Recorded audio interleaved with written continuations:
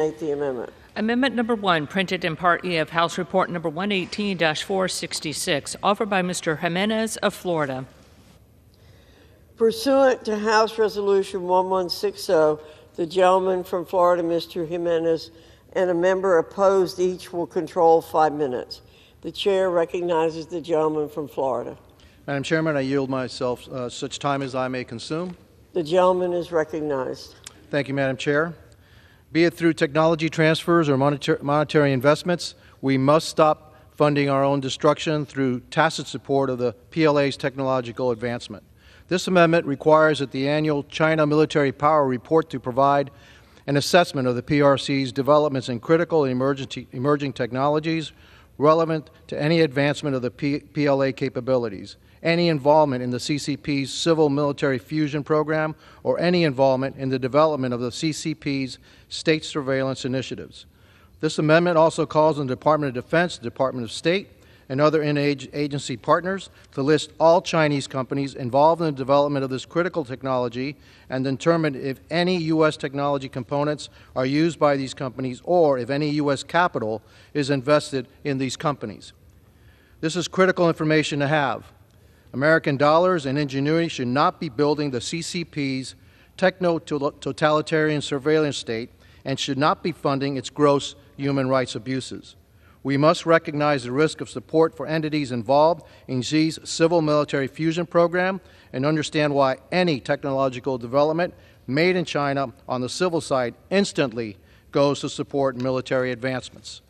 Right now, Americans, usually unwittingly, are funding the People's Liberation Army, paying for things like aircraft carriers, fighter jets, artillery shells, and facilitating a mass surveillance and oppression of the Chinese people.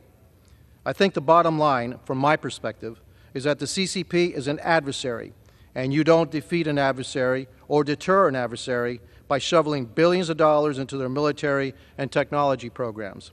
Every time we allow this to happen, we are closing the capability gap between our military and the PLA, giving the upper hand to our greatest adversary, the only country with the intent, will, and capability to reshape the international order, and that's China. I urge my colleagues to support this amendment, and with that I reserve the balance of my time. The gentleman from Florida reserves the balance of his time. Does anyone wish to speak in opposition to the amendment? The gentleman from Florida is recognized. I would like now to yield 2 minutes to the gentleman from Illinois, the ranking member of the Select Committee on the CCP, Mr. The gentleman from Illinois is recognized for 2 minutes. Close enough, Carlos. Thank you. I rise in strong support of this amendment, which requires the China Military Power Report, which the Department of Defense puts out each year, to include a new section on the PRC's development of critical and emerging technologies. Through its military-civil fusion strategy, the CCP has effectively combined its civilian and military sectors, meaning that American investment into China often finds its way into the hands of the People's Liberation Army. We simply cannot allow this to happen. By tracking the PRC's development of critical technologies, as well as any American support for these efforts, this amendment will help prevent the power of American innovation and financing from fueling the continued growth of China's military power. I urge strong support and yield back. The gentleman from Illinois yields back. The gentleman from Florida is recognized. You have 1 minute remaining. Madam Chairman, I yield 30 seconds to the gentleman from Texas, the chairman of the Foreign Affairs Committee, Mr. McCall. I thank the gentleman for his amendment. I support this amendment. I believe it will greatly enhance the Department of Defense's China military report by increasing our understanding of critical and emerging technology sectors, which is the central feature of the great power competition that we have with China. And I thank the gentleman for bringing this amendment, and I yield back. The gentleman from Florida has 1 minute remaining. Thank you, Madam Chair. And in closing, the PRC is the only competitor with the intent, the will, and the capability to reshape the international order. We must stop fueling our own demise.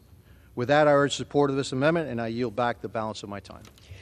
The gentleman yields back. The question is on the amendment offered by the gentleman from Florida. Those in favor say aye. Those opposed say no. In the opinion of the chair, the ayes have it. The amendment is agreed to. It is now in order to consider amendment number 2, printed in Part E of House Report 118-466. For what purpose does the gentleman from Iowa seek recognition? Madam Chair, I have an amendment at the desk. The clerk will designate the amendment. Amendment number 2, printed in Part E of House Report number 118-466, offered by Mr. Nunn of Iowa. Pursuant to House Resolution 1160, the gentleman from Iowa, Mr. Nunn, and a member opposed, each will control 5 minutes. The chair recognizes the gentleman from Iowa. Thank you, Madam Chair. I yield myself as much time as I may consume. The gentleman is recognized. Iran is the largest sponsor of state terrorism. Their tactics of terror know no bounds, and they will stop at nothing to destroy our strongest allies in the Middle East. Indeed, a week ago today, we saw them unleash a barrage of weapons intended to kill thousands. Christians, Jews, Muslims. No discretion in between, but for a 99% repulse rate by Israel, America, and our allies, we stood firm. This isn't a kinetic world. As an Air Force officer, we have done this many times, but we must also combat terrorism at its source, its funding. As a counterintelligence officer, I know that the enemy must be fought on the battlefield, but behind the scenes, we must also commit to crippling them with their lack of ability to gain financial services that they then supply the funding for Hamas, Hezbollah, Houthi rebels, and the IRGC. My amendment will require the U.S. government to diligently review all of Iranian assets above $5 million to accurately understand where their funding is coming from, where it is going, and who is benefiting from it. Right now, Congress lacks critical information surrounding U.S. Treasury's non-enforcement of current sanctions that have allowed more than $80 billion in illicit oil sales alone to come into the country. And this amendment requires transparency, so Congress and the American people never have to hear about billions potentially being transferred to Iran through the press and not through this administration. This amendment also gives Congress knowledge that we require to effectively ensure oversight and draft targeted legislation to ensure the Iranian regime doesn't have access to the funds necessary for it to finance terror. Finally, this amendment holds Iran accountable for their direct funding of terrorism, ensuring that Iran does not have access to the financial assets to enable their reign of terror throughout the Middle East and to those right here in the United States. I urge my colleagues to support this amendment. Congress must be aware of Treasury Department's relaxation and non-enforcement of current sanctions on Iran today, and this amendment should be implemented immediately. Thank you, Madam Chair, and I reserve the balance of my time. The gentleman from Iowa reserves. For what purpose does the gentleman from New York seek recognition? I rise to claim time in opposition to this amendment. The gentleman is recognized for 5 minutes. The Treasury Department opposes this amendment because they believe the reporting time is so short and the requirements are so onerous. They believe it's so onerous that they will have to pull people away from doing the important work on finding illicit actors that should be sanctioned and make them work on this report. There is also concerns about business confidentiality here. And I'm guessing if there were more time, we could make changes in this bill. We could work together to make it more workable and strike a deal here. But given that this is up or down vote on the floor for an amendment now, I must oppose. With that, I yield back the balance of my time. Back. The gentleman from Iowa is recognized. Thank you, Madam Chair. I appreciate the gentleman's comments. I would state the Constitution establishes Congress as a co-equal branch. Time delays alone cannot be the reason to not move forward immediately. And with that, I would yield my time for 30 seconds to the Chairman, Mike McCall from Texas, for his great work in defending Israel and supporting a sanctioned regime in Iran. I thank the gentleman from Iowa for his... Gentleman from Texas is recognized. Thank you, Madam Chair. I thank the gentleman from Iowa for this amendment, and I support this amendment. It enhances congressional oversight, as you talked about under Article 1. We have a responsibility over restricted Iranian assets and accounts, including those in Qatar and Iraq. For too long, this administration has not been transparent with the Congress and the American people about sanctions and the like, and reporting that to Congress. So I think this is a good step forward, and I yield back. The gentleman from New York, the gentleman from Iowa is recognized. Thank you, Madam Chair. I yield 30 seconds to the gentleman from the great state of Arkansas, Mr. French Hill. Gentleman from Arkansas is recognized for 30 Thank you, Madam seconds. Chair. Thank you, Mr. Nunn. Thank you, Chairman McCall. I stand in support of this amendment. We have to counter Iran's illicit use of funds any way we can to stop their reign of terror and their attack on our ally Israel. Key to that is stopping their evasion of sanctions. These funds go directly to attacking our friends and partners, and Iran uses new and creative ways to do that. This amendment from Congressman Nunn ensures that we're stopping funds at the source by instructing the Treasury to examine the source and benefactor of all Iranian assets over $5 million. I stand in support, and I stand in support of the underlying bill. I yield back. Back, the gentleman from Iowa is recognized. Thank you, Madam Chair. I recognize the gentleman from the great state of New York, Mike Lawler, for 30 seconds. The gentleman from New York is recognized.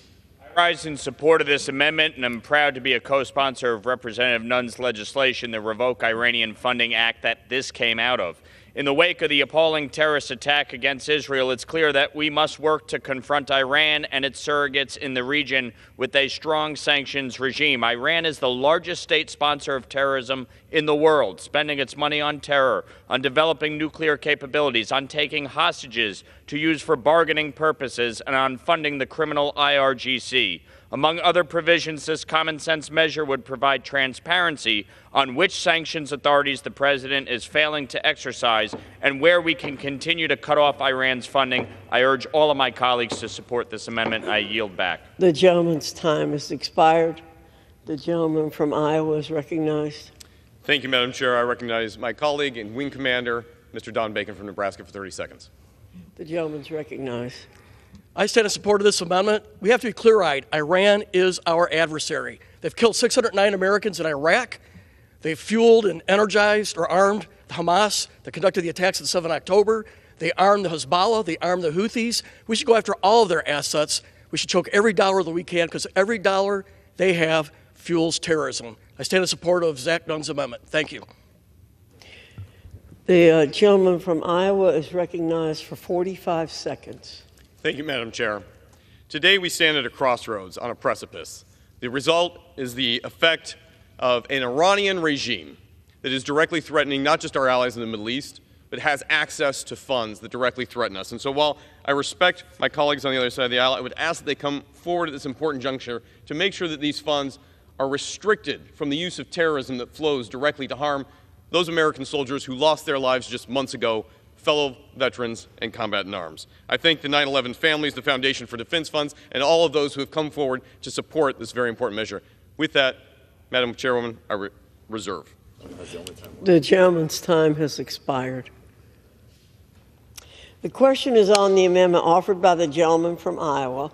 Those in favor say aye. Those opposed, no. In the opinion of the chair, the ayes have it. The amendment is agreed to. Ask for a roll call vote. The gentleman from New York asked, the pursuant to Clause 6 of Rule 18, further proceedings on the amendment offered by the gentleman from Iowa will be postponed.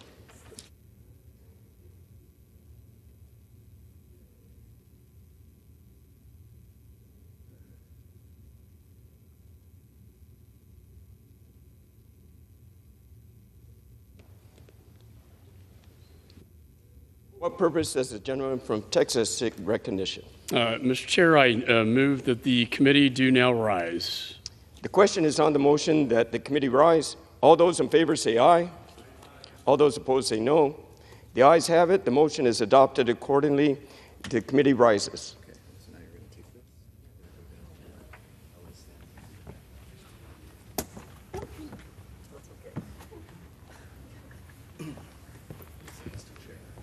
Mr. Chair. Madam Speaker, the Committee of the Whole on the State of the Union, having had under consideration H.R. 8038, directs me to report that it has come to no resolution thereon. The chair of the Committee of the Whole House on the State of the Union reports that the committee has had under consideration H.R. 8038 and has come to no resolution thereon. Now we're going to just have make sure everybody's in place here. Okay.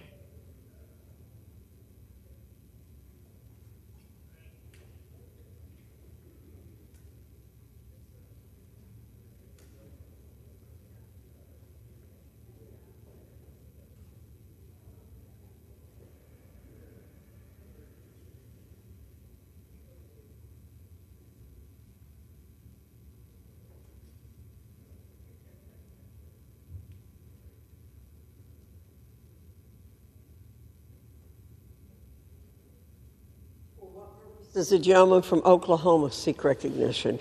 Madam Speaker, pursuant to House Resolution 1160, I call up Bill H.R. 8036, the Indo-Pacific Security Supplemental Appropriations Act of 2024, and ask for its immediate consideration in the House.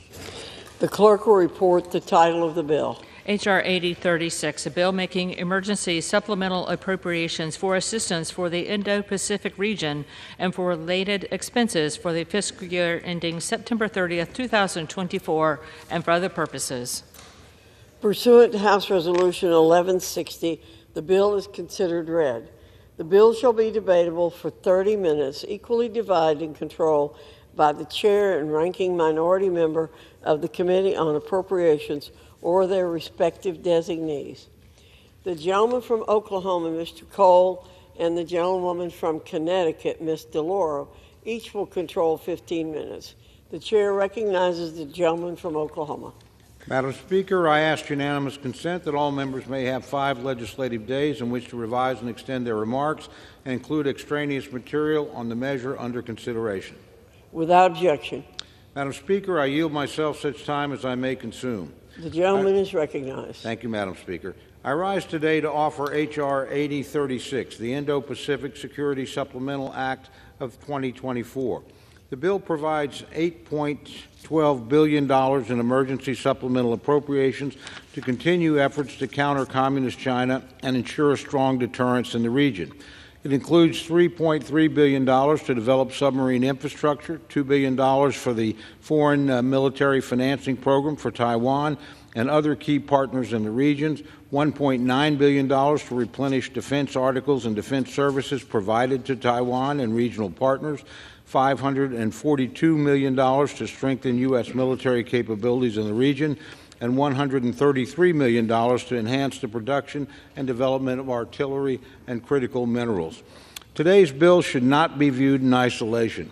It's part of a series of 3 security supplemental bills and a related national security measure, all of which are being considered as part of a comprehensive security funding package.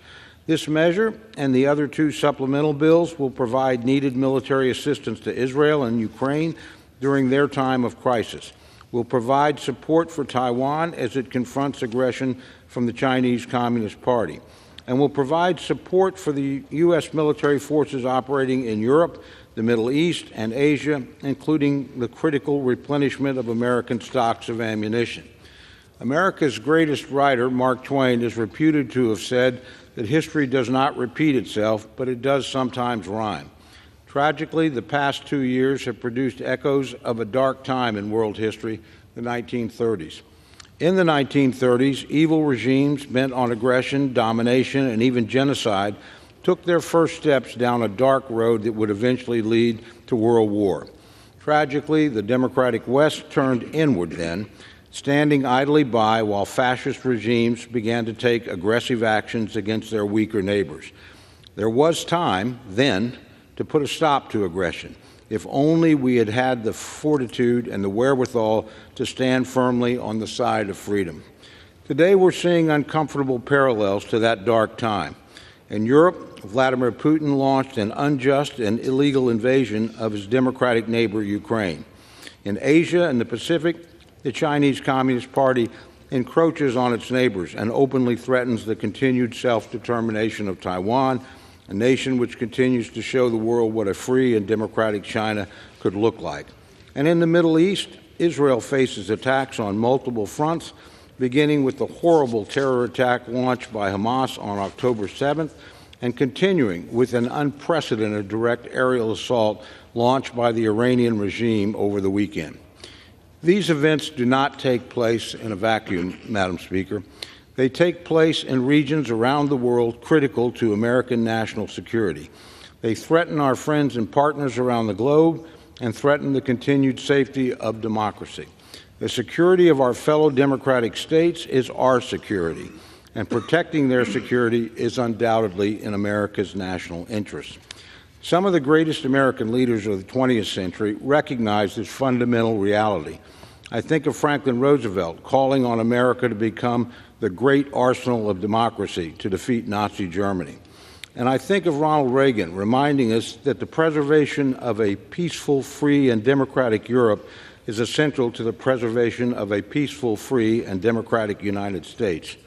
Madam Speaker, peace through strength cannot be delivered through appeasement. We cannot wish our way to national security, and we cannot thrust our heads into the sand while aggressive nations threaten their neighbors. Today's measure is not only about safeguarding the ideals of democracy and peace, but it's also central to our own national security. The actions we take today will be seen and heard around the world. Vladimir Putin is watching. Xi Jinping is watching. The Iranian mullahs are watching. What will we show them? Will we show them that our commitment to security does not stop at the water's edge? Will we show them that we know that the security of our friends and our partners around the globe is our security? Or will we fail to take action, and in doing so, give these powers the same gift we gave to the fascist powers in the 1930s? I know which I would choose. I know what I would show our adversaries, these tyrants and dictators, that just as in Ronald Reagan's time, the United States stands committed to the common defense, that our commitment to our friends and partners stands both now and into the future. I urge all members to support the bill, and I reserve the balance of my time. The gentleman from Oklahoma reserves. The gentlewoman from Connecticut is recognized. Madam Speaker, I rise in strong support of the Indo-Pacific Security Supplemental Appropriations Act, which will provide our allies in the Indo-Pacific region with the support they need to counter China's aggressive and adversarial posture. The post-World War order, U.S. leadership, and our historic and strong allyship with Japan, Taiwan, South Korea, and the Philippines have created enduring peace and prosperity for much of the region. Retreating from Asia under the guise of putting, quote, America first would be a colossal mistake and would yield the fate of democracy and freedom in the Western Pacific to the whims of an autocratic communist government of the People's Republic of China. China is expanding its military capabilities at a rapid pace and is using its influence to suppress dissenters. We have already seen rollbacks of once ironclad rights and freedoms in places like Hong Kong. This bill provides $3.9 billion to support Taiwan and other allies and to replenish our own equipment stocks, as well as $3.3 billion for the AUKUS Trilateral Security Partnership. The world is watching and waiting to see if the America that they know is ready to stand for freedom and democracy and against tyranny. It is up to us to show them that America, their trusted ally, is right here and that we have their back. We must demonstrate that our word can be counted on. Xi is watching. Our friends in Taiwan, Japan, Korea, and the Philippines are watching. I reserve the balance of my time. Gentlewoman from Connecticut reserves. The gentleman from Oklahoma is recognized. Thank you, Madam Chair. I yield to the gentleman from Arkansas, the chairman of the Subcommittee for Transportation, Housing, and Urban Development of the Appropriations Committee, Mr. Womack, for 4 minutes. The gentleman from Arkansas is recognized for 4 minutes.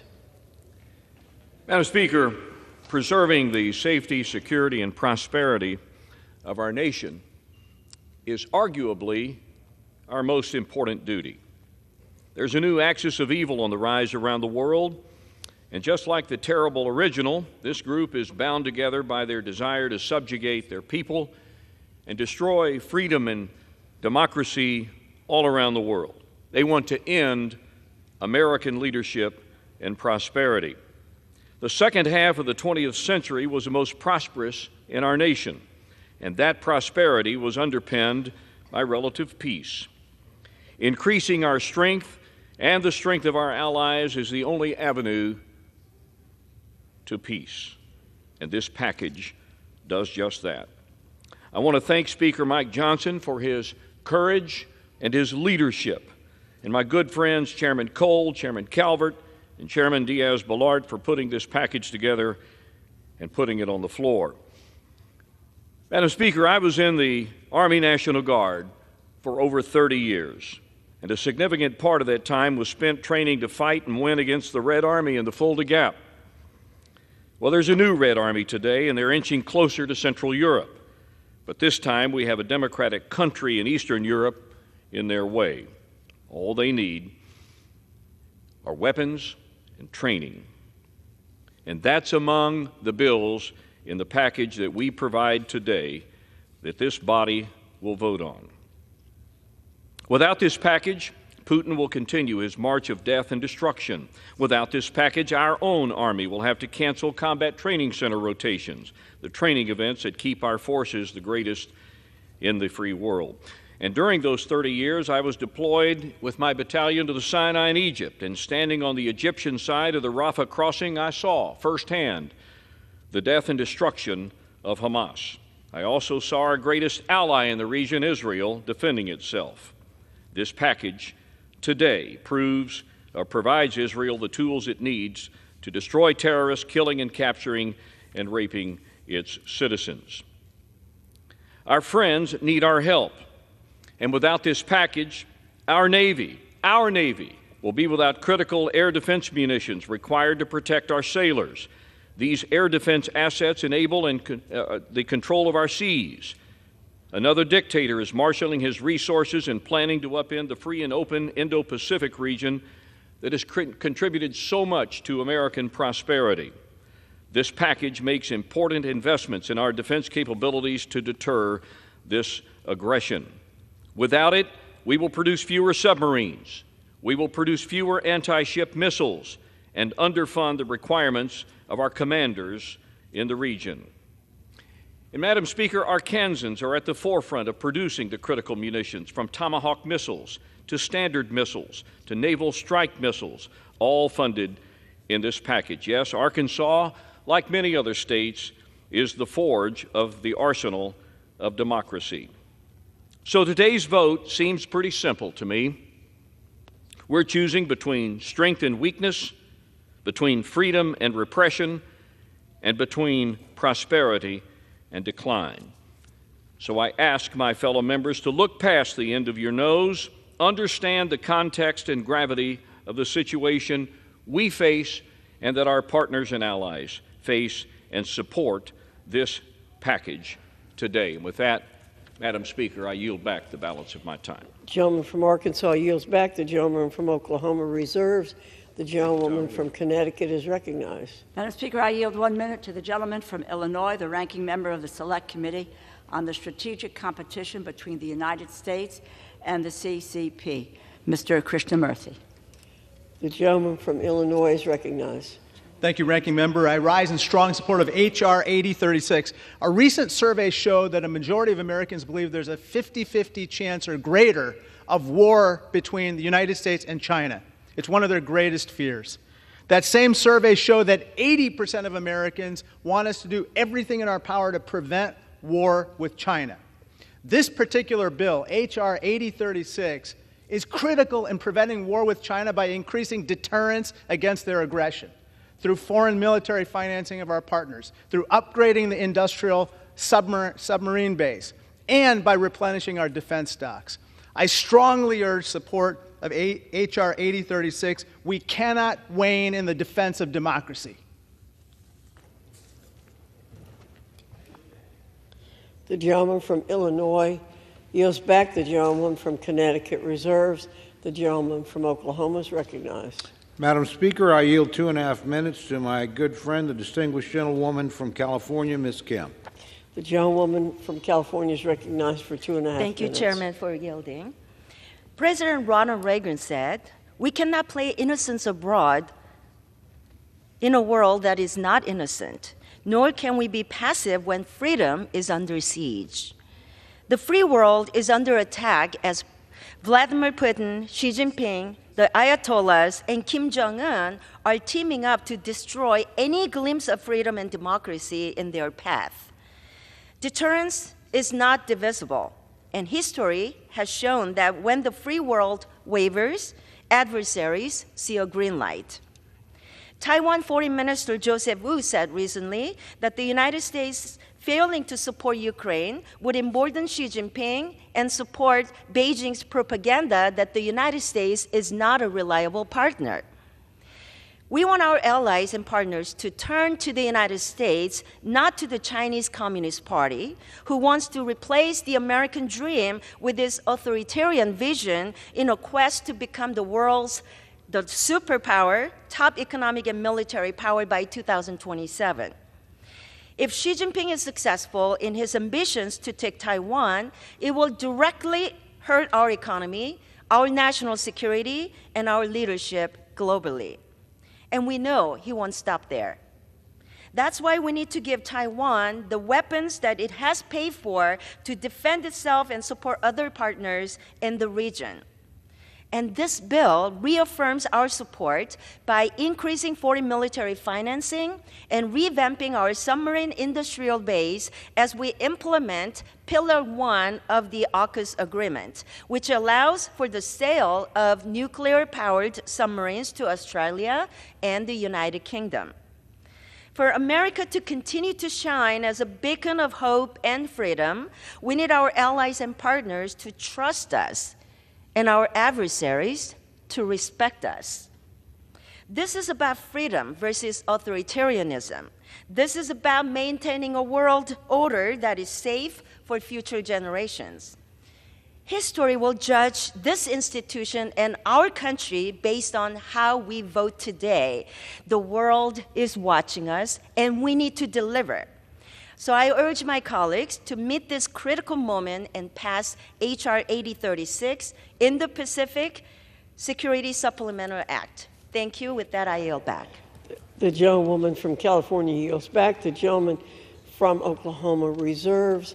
The gentlewoman from Connecticut is recognized. Madam Speaker, I yield 1 minute to the gentleman from Connecticut, Mr. Courtney, a member of the Armed Services Committee and ranking member on the Sea Power and Projections Subcommittee. Mr. Courtney. The gentleman from Connecticut is recognized for 1 minute. Thank you, Madam Speaker. I rise in strong support of the Indo-Pacific Security Supplemental Act. This bill makes critical investments to integrated deterrence in the Indo-Pacific. It fulfills the U.S. Indo-Pacific Command's unfunded priorities and uplifts the U.S. submarine industrial base in support of the trilateral AUKUS security agreement. Its $3.3 billion investment in submarines will both expand production capacity of the Virginia and Columbia class programs and provide Navy with resources to get more attack submarines out of maintenance delays and into the fleet. This supplemental was crafted last fall in tandem with House-Senate passage of AUKUS authorities. It will turbocharge AUKUS with real capital and match the Australian government's commitment to invest $3 billion into the U.S. industrial base. This supplemental, along with continued procurement of 2 Virginia subs per year, will ensure that our Navy has sufficient inventory to sell 3 subs to Australia in the early 2030s, as the agreement calls for. I want to salute Mr. Cole and Ms. DeLauro for their steadfast leadership bringing this measure to the floor so that our nation will renew its role that Franklin Roosevelt described as the arsenal of democracy. I urge passage and yield back. The gentleman's time has expired. The gentlewoman from Connecticut reserves. The gentleman from Oklahoma is recognized. Thank you, Madam Speaker. I yield 1 minute to my very good friend, the distinguished gentleman from South Carolina, Mr. Wilson. The gentleman from South Carolina is recognized. Thank you, Madam Speaker. The visionary Ben Shapiro, editor emeritus of the Daily Wire and host of the top conservative podcast in America, wrote, "Why Mike Johnson is correct" on Thursday. His defense of Mike Johnson has been reinforced by Mark Levin and General Jack Keane. In supporting the people of Taiwan is crucial to be a deterrence to the Chinese Communist Party invading and saving hundreds of thousands of lives. As the son of a flying tiger in World War II, who served in Kunming, Chengdu, and Xi'an, I grew up with appreciation of the people of Chinese heritage. America will stand with the people of Taiwan, with South Korea, Japan, Israel, and Ukraine. We're the greatest nation on earth, and we have to act like this. This is a basic Reagan republicanism. In conclusion, God bless our troops who successfully protected America for 20 years as the global war on terrorism moves from the Afghanistan safe haven to America. We do not need new border laws. We need to enforce existing laws. Biden shamefully opens borders for dictators as more 9/11 attacks across America are as imminent, as repeatedly warned by the FBI. I yield back. The gentleman from South Carolina yields back. The gentleman from Oklahoma reserves. The gentlewoman from Connecticut is recognized. Madam Speaker, I yield 1 minute to the gentleman from Tennessee, Mr. Cohen. The gentleman from Tennessee is recognized for 1 minute. Thank you, Madam Speaker, and thank you, Mr. Lara. Speaker Johnson said he was a wartime speaker, and he was a child of the 80s influenced by Reagan, who went to the Berlin Wall and said, Mr. Gorbachev, take down this wall. I'm a child of the 60s and John Kennedy, and I heard him say in his inaugural address, let every nation know, whether it wishes us well or ill, that we shall pay any price, bear any burden, meet any hardship, support any friend, oppose any foe, to assure the survival and the success of liberty. Mr. Reagan and Mr. Kennedy each expressed what is the will and the heritage of the American government in supporting freedom and liberty around the world. These bills that protect the Indo-Pacific, Israel and Ukraine, protect these countries against attacks on their sovereignty and their existence. They are free and countries that celebrate democracy, and we have a duty to support them, and we're engaging in that American tradition. I support the bills and urge everyone to do so. I yield back the balance of my time. The gentleman from Tennessee yields back. The gentlewoman from Connecticut reserves. The gentleman from Oklahoma is recognized. Thank you, Madam Chair. I yield 1 minute to my very good friend, distinguished gentleman from Colorado, Mr. Lamborn. The gentleman from Colorado is recognized for 1 minute. I thank the gentleman. History is watching us today. The whole world is watching us today.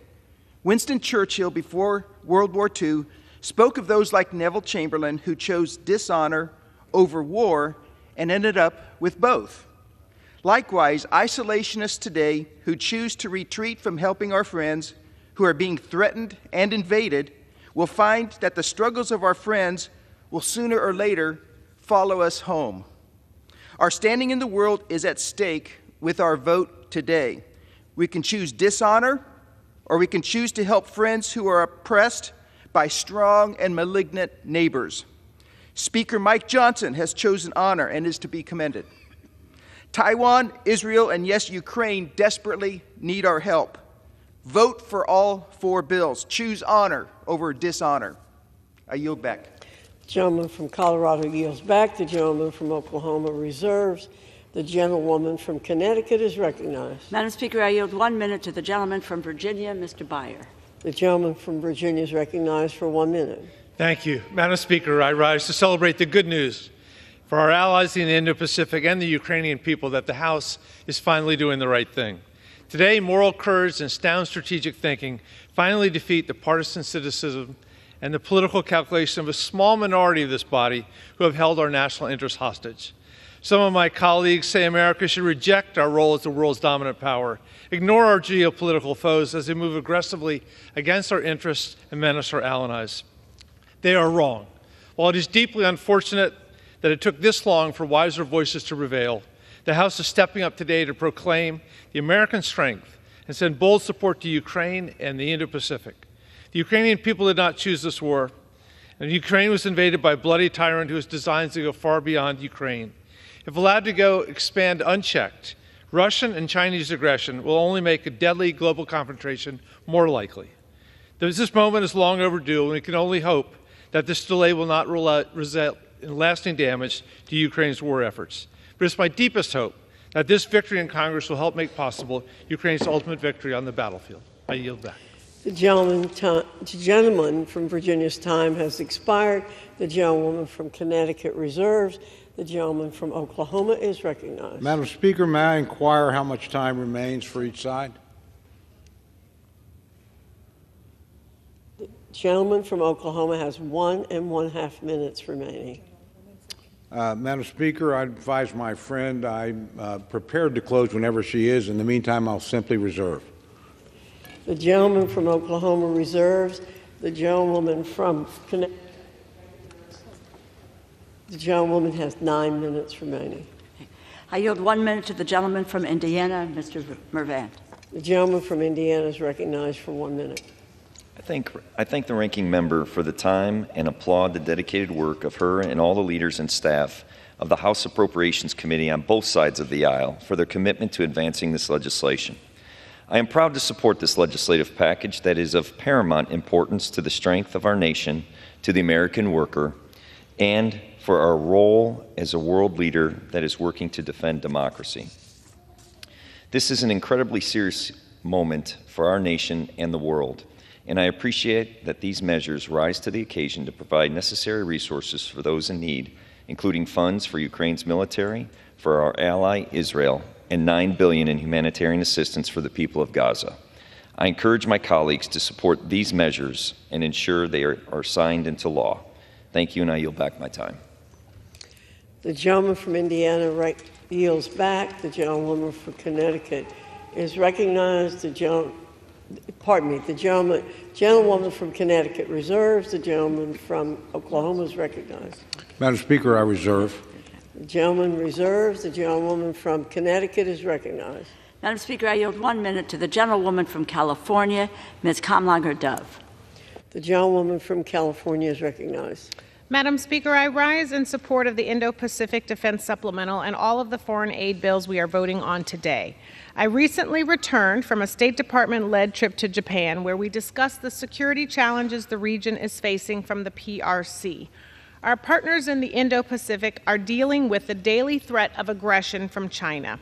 China is quite literally seeking to gobble up other countries, including the vibrant, sovereign democracy of Taiwan. And China is working to gain leverage over countries through cheap infrastructure deals and digital authoritarianism. The Indo-Pacific region has been calling on the United States to be reliable, present, and engaged. Just last week, the Japanese Prime Minister came to Congress to tell us that Japan and the region need the United States and that our partners will be by our side. All we need to do is show up. With this bill, the United States is saying, we need you too, we will not cede our leadership, and we are here for good. Thank you, Madam Speaker. I yield back. The gentlewoman from California yields back. The gentleman from Oklahoma continues to reserve. The gentlewoman from Connecticut is recognized.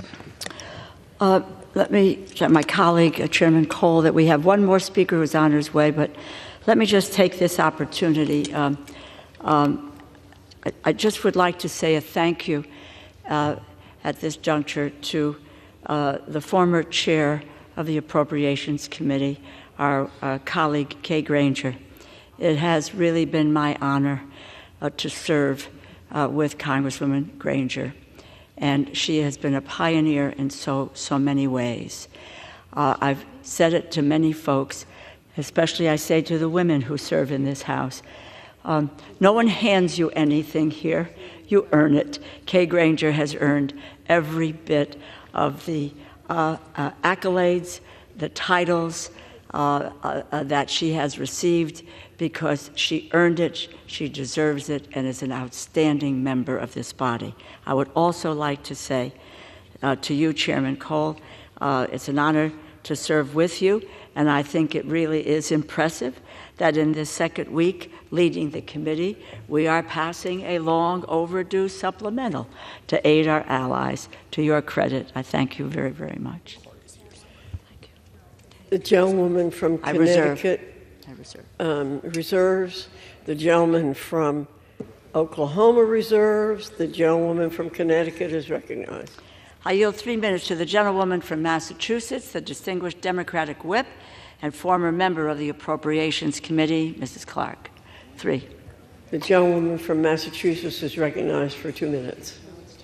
3 minutes. I thank the gentlelady for yielding. John Gardner said, "History never looks like history when you are living through it." But there is no doubt that today's votes in the House of Representatives will reverberate through history. will be felt for generations to come. We have learned that when figures like Vladimir Putin emerge, we will not find peace through appeasement. As caretakers of the world's most powerful republic, we cannot look away when the world looks to us to lead the defense of democracy. We cannot look away because tyranny is not just emanating from Moscow. The same extremism that has fueled the Russian attack on the Ukrainian people has found countenance here in the People's House. In voting yes today, we can rebuke all those who choose to side with the enemies of freedom. As we combat tyrants, we can also not turn away from the innocent victims of war and famine. The suffering people of Gaza, Sudan, Haiti, Chad, and Armenia. The humanitarian aid in this package is vital to relieving their pain, saving their lives, and securing their children's future. As we witness so much destruction and starvation, as we attempt to comprehend the intertwined horrors of the October 7th attack on Israel and the devastating toll on innocent civilians in Gaza, I cannot see a path to peace that does not provide security and sovereignty to both Israelis and Palestinians, a peace rooted in justice and our common humanity. It is our hope that the votes we take today are a start. But we are not simply living through history, we are shaping it. We have the opportunity today to shape a future that is more just, more equitable. The bills before us today are not perfect. They consider very complex and painful issues, but they are a critical step forward, and I urge my colleagues to join me in taking it. I yield back. The gentlewoman from Massachusetts yields back. The gentleman from Oklahoma reserves. The gentlewoman from Connecticut is recognized. Madam Speaker, I yield back the balance of my time. The gentlewoman yields back. The gentlewoman yields back. The gentleman from Oklahoma is recognized. Thank you, Madam Speaker. I yield myself the balance of my time. I want to begin by thanking the Speaker and the Rules Committee, particularly my good friends Chairman Burgess and Ranking Member McGovern, for structuring this debate so every member in this chamber would have an opportunity to express their opinion on every issue. This is really a very welcome gift. Nobody's being jammed. Everybody can voice their own opinion. I want to thank my good friend, the Ranking Member of the Full Appropriations Committee, for working with me. We've had a long friendship and a long professional relationship, and I look forward to the years ahead working with her. But finally, Madam Speaker, I want to urge all our colleagues to support all four of these bills. We are, as Speaker after Speaker has said, at a critical moment in our history. We need to stand firm. We need to send a clear signal to the rest of the world, so please pass the bills. With that, Madam Speaker, I yield back my time. The gentleman from Oklahoma yields back. All time for debate on the bill has expired. It's now in order to consider the amendment printed in Part C of House Report 118-466. For what purpose does the gentleman from California seek recognition? Madam Speaker, I have an amendment at the desk. The clerk will designate the amendment. Amendment number 1, printed in Part C of House Report number 118-466, offered by Mr. Issa of California. Pursuant to House Resolution 1160, the gentleman from California, Mr. Issa, and a member opposed, each will control 5 minutes. The chair recognizes the gentleman from California. Madam Speaker, we meet in an extraordinary session here on a Saturday, and we do so because Iran has fired missiles over our very ships intended to land on our ally Israel. We meet here on a Saturday because Russia has invaded Ukraine and continues an aggression that will not stop there. But we also meet here in order to provide a protection and a preventative funding to our allies in the Indo-Pacific. Included in those allies in this amendment must be the Philippines. Only days ago, the President of the Philippines and the Prime Minister of Japan met with our President in a trilateral meeting for the first time in literally, I believe, history. They did so to talk about many things, including the joint agreement for defense that includes Japan and the U.S., both participating in the Philippines in their defense on their soil by their invitation. That is how grave the threat from China is, and how nothing will do a better job of preventing yet a third major area of conflict than peace through strength. And so, Madam Speaker, I urge the support for this amendment and reserve the balance of my time. Gentleman from California reserves. The gentlewoman from Connecticut for what purpose does the gentlewoman from Connecticut seek recognition? Madam Speaker, I claim the time in opposition, though I am not opposed to the amendment, and I yield Without objection, the gentlewoman is recognized for 5 minutes. I yield 1 minute to the gentleman from Virginia, Mr. Scott. The gentleman from Virginia is recognized for 1 minute. Thank you, Madam Speaker. I rise today in support of the amendment that I joined with Congressman Issa and Moylan in support of foreign military funding for the Philippines.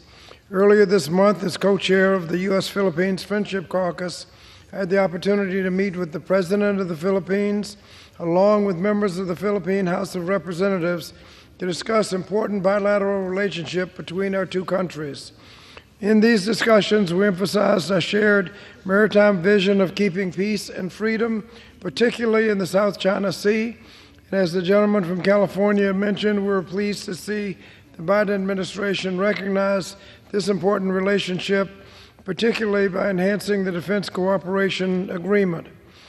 This which to allow the United States and the Philippines to better address the shared challenges in the Indo-Pacific region. I urge my colleagues to support the amendment and yield back the balance of my time. Gentleman from Virginia yields back. The gentlewoman from Connecticut reserves. The gentleman from California is recognized. Madam Speaker, it's my honor to recognize and yield 1 minute to the gentleman from Guam. The gentleman is recognized for 1 minute. Thank you, Madam Speaker. I rise today to emphasize the importance of supporting our ally, the Philippines, as they stand on the front lines of China's gray zone warfare in the Philippine Sea.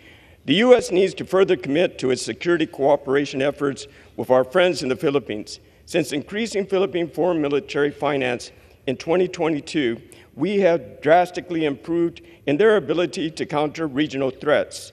Madam Speaker, we can do more. Our Philippine allies are harassed and intimidated daily. This includes high-pressure water cannons against civilian Philippine fishing vessels in their own waters. To show our support, I introduced with Congressman Bobby Scott H-Res 837, reaffirming the ties between the United States and the Philippines. Funding our allies is simple math. Dedicating $500 million in 1 year ensures the protection of 9 critical military bases and posts, protecting 11 million Filipino citizens across 300,000 square kilometers. The Philippine Department of National Defense has stored record with military operations planning with U.S. Indo-PACOM leaders, and to meet further fight to force. I thank my colleague, Mr. Isaac, for submitting this amendment, and I yield back. The gentleman's time has expired. The gentleman from California reserves. The gentlewoman from Connecticut is recognized. Madam Speaker, I yield back the balance of my time. The gentlewoman yields. The gentleman from California is recognized. Madam Speaker, how much time do I have remaining? The gentleman has 2.5 minutes remaining. Madam Speaker, I yield the remaining time to myself. The gentleman is recognized. Thank you. I want to remind this body of something that I think is important today. When I entered this body some 20-plus years ago, another congressman, then Bob Filner, and myself founded the Philippine Friendship Caucus. And we did so because there were many promises made all the way back in World War II that had been reneged on through what was known as the Rescission Act. Through education the Congress wisely restored to those scouts, those individuals who fought and died next to us or often were tortured when captured while defending us and warning us from the Philippines when it was occupied. The Philippines has been our possession, our colony, our ally throughout history. But more importantly, the Philippine people have reached out to us time and time again to be our friends. President Marcos came here personally to double down, triple down on that relationship as a friend of the U.S., a democracy, and in fact, ready to defend the region with its partners for freedom in the Indo-Pacific. So, Madam Speaker, I ask you, please, this is an amendment more important perhaps than any other to prevent war, and I yield back the balance of my time. Pursuant to the rule, the previous question is ordered on the bill and on the amendment by the gentleman from California, Mr. Issa. The question is on the amendment by the gentleman from California. Those in favor say aye. Aye. Those opposed, no. The ayes have it. The amendment is agreed to.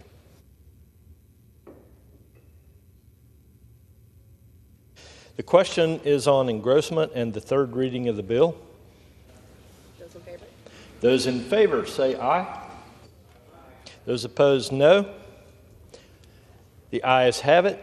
Third reading. Emergency supplemental appropriations for assistance for the Indo-Pacific region and for related expenses for the fiscal year ending September 30th, 2024, and for other purposes. The question is on passage of the bill. Under Clause 10 of Rule 20, the yeas and nays are ordered. Pursuant to Clause 8 of Rule 20, further proceedings on this question are postponed.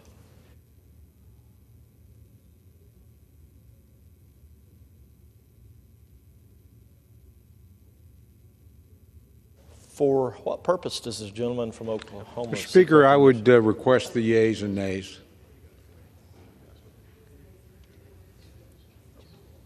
The yeas and nays have been ordered pursuant to Clause 10 of Rule 20. Thank you. Gentlemen have a general leave request.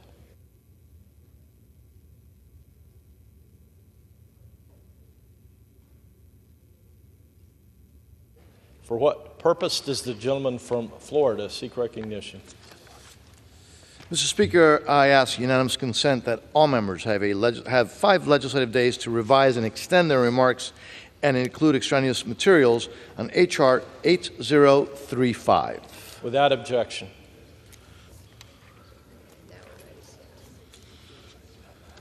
Pursuant to House Resolution 1160 and Rule 18, the Chair declares the House in Committee of the Whole House on the State of the Union for the consideration of H.R. 8035.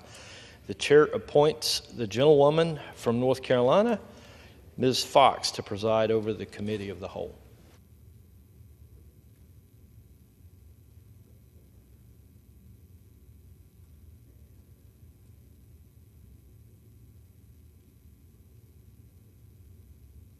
Is in the Committee of the Whole House on the State of the Union for the consideration H.R. 8035, which the clerk will report by title. A bill making emergency supplemental appropriations to respond to the situation in Ukraine and for related expenses for the fiscal year ending September 30th, 2024, and for other purposes. Pursuant to the rule, the bill is considered read the first time. General debate shall be confined to the bill and shall not exceed 30 minutes, equally divided and controlled by the chair and ranking minority member of the Committee on Appropriations or their respective designees. The gentleman from Oklahoma, Mr. Cole, and the gentlewoman from Connecticut, Ms. DeLauro, each will control. The gentleman from Florida, Mr. Diaz-Balart, and the gentleman from Connecticut, Ms. DeLauro, each will control 15 minutes. The chair recognizes the gentleman from Florida, Ms. Diaz-Balart. Thank you very much, Madam Chairwoman. I yield myself as much time as I may consume. The gentleman is recognized.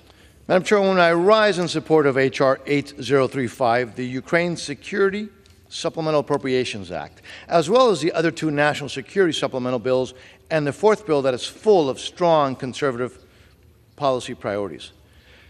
As we stand here today, a strategic military troika of evil sits over the horizon, marching towards the destruction of the values that we and our democratic allies hold so dear. We can either turn our heads away and hope to appease this great evil, or we can stand with our allies and confront this nefarious scourge. History has taught us that appeasement does not work, and it was attempted not that long ago through the failed Obama-Clinton reset with the communist KGB thug Putin. That administration believed that Putin could be satiated with Georgia and Crimea. They were wrong. And today, Putin's appetite has only grown. Now he wants all of Ukraine. Tomorrow, Moldova, the Baltics, Poland. Madam Chair, history repeats itself. I'm reminded that in 1947, Congress provided military and economic support for Greece and Turkey, keeping them out of the hands of the Soviet Union. And today, this Congress has the chance to do the same by supporting these bills that confront the Troika and fully fund our security commitments to support Israel, Taiwan, and Ukraine, which are confronting existential challenges to their very existence. The only way to stand up to Putin and others like him, in the words of Ronald Reagan, is peace through strength. That is what every member voting yes on these bills is standing for today. This bill supports that principle, two-thirds of which will be spent here at home through investments in the U.S. defense industrial base to replenish our military equipment. The supplemental also provides critical security assistance to help ensure that Ukraine has the training and weapons it needs to stop Putin, such as traditional artillery rounds and air defense systems. Please take note of this. This bill requires a clear strategy from the administration that defines and prioritizes U.S. national security interests in Ukraine. It also includes unprecedented oversight and accountability requirements, including robust funding for our Inspector General and end-use monitoring of U.S. defense transfers. Also, economic assistance to Ukraine is subject to extensive burden sharing and transparency requirements, including the unprecedented cost matching by our European and other allies. Madam Chair, in addition, for the first time ever, this bill requires that the funding we provide to Ukraine for economic assistance be subjected to repayment to the United States of America. In sum, Madam Chairwoman, this is a critical bill that directly supports the national security interests of the United States, and I urge a strong yes vote and reserve the balance of my time.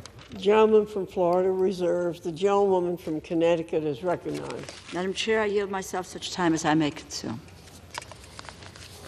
The gentlewoman is recognized. Madam Chair, I rise in strong support of the Ukraine Security Supplemental Appropriations Act. This provides Ukraine with desperately needed aid and munitions to fight back against tyranny, against Putin's tyranny.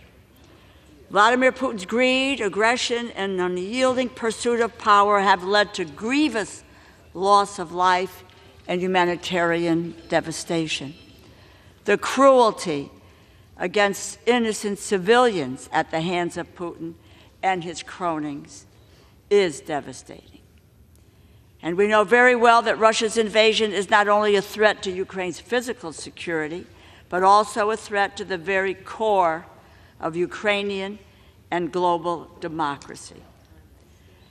Putin is betting that he cannot last the will and the determination of Ukraine, the United States, and other Western allies. Some in this body seem inclined to prove him right.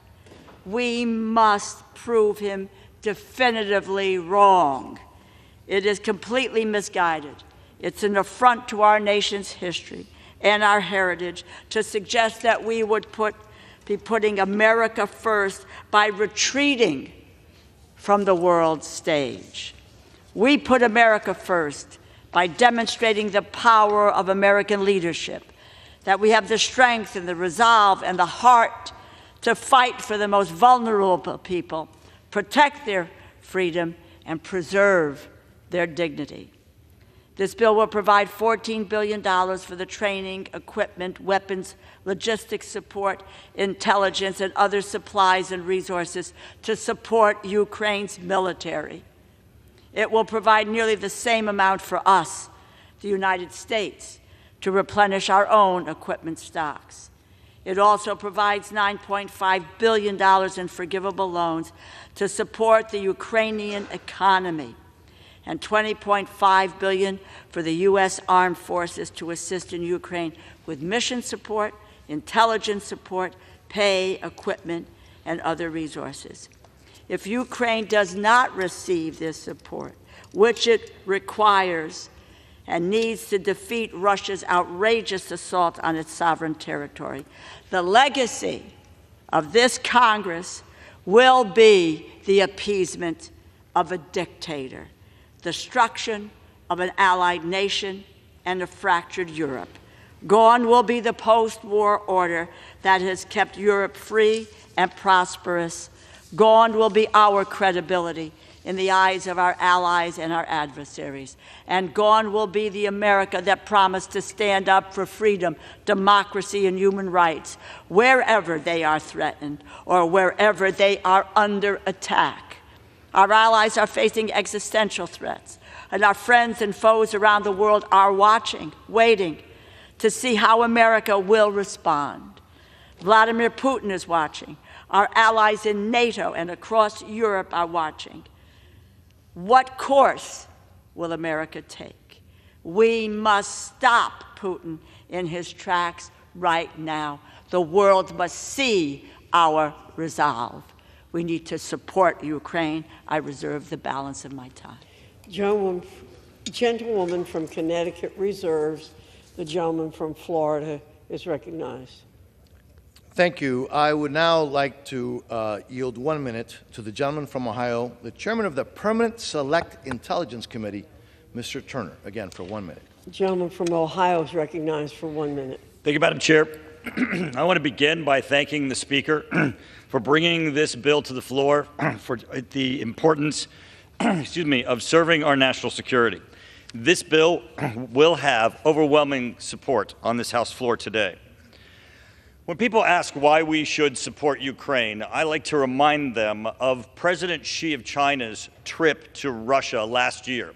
When President Xi stood next to Vladimir Putin, he had an open mic, and he said, "Change is coming that hasn't happened in 100 years, and we are driving this change together." The we is Vladimir Putin and President Xi, and the 100 years, we know what that is. That's World War I and World War II. They themselves stood together and articulated that this is a battle between authoritarianism and democracy, and we must stand for democracy and against authoritarianism.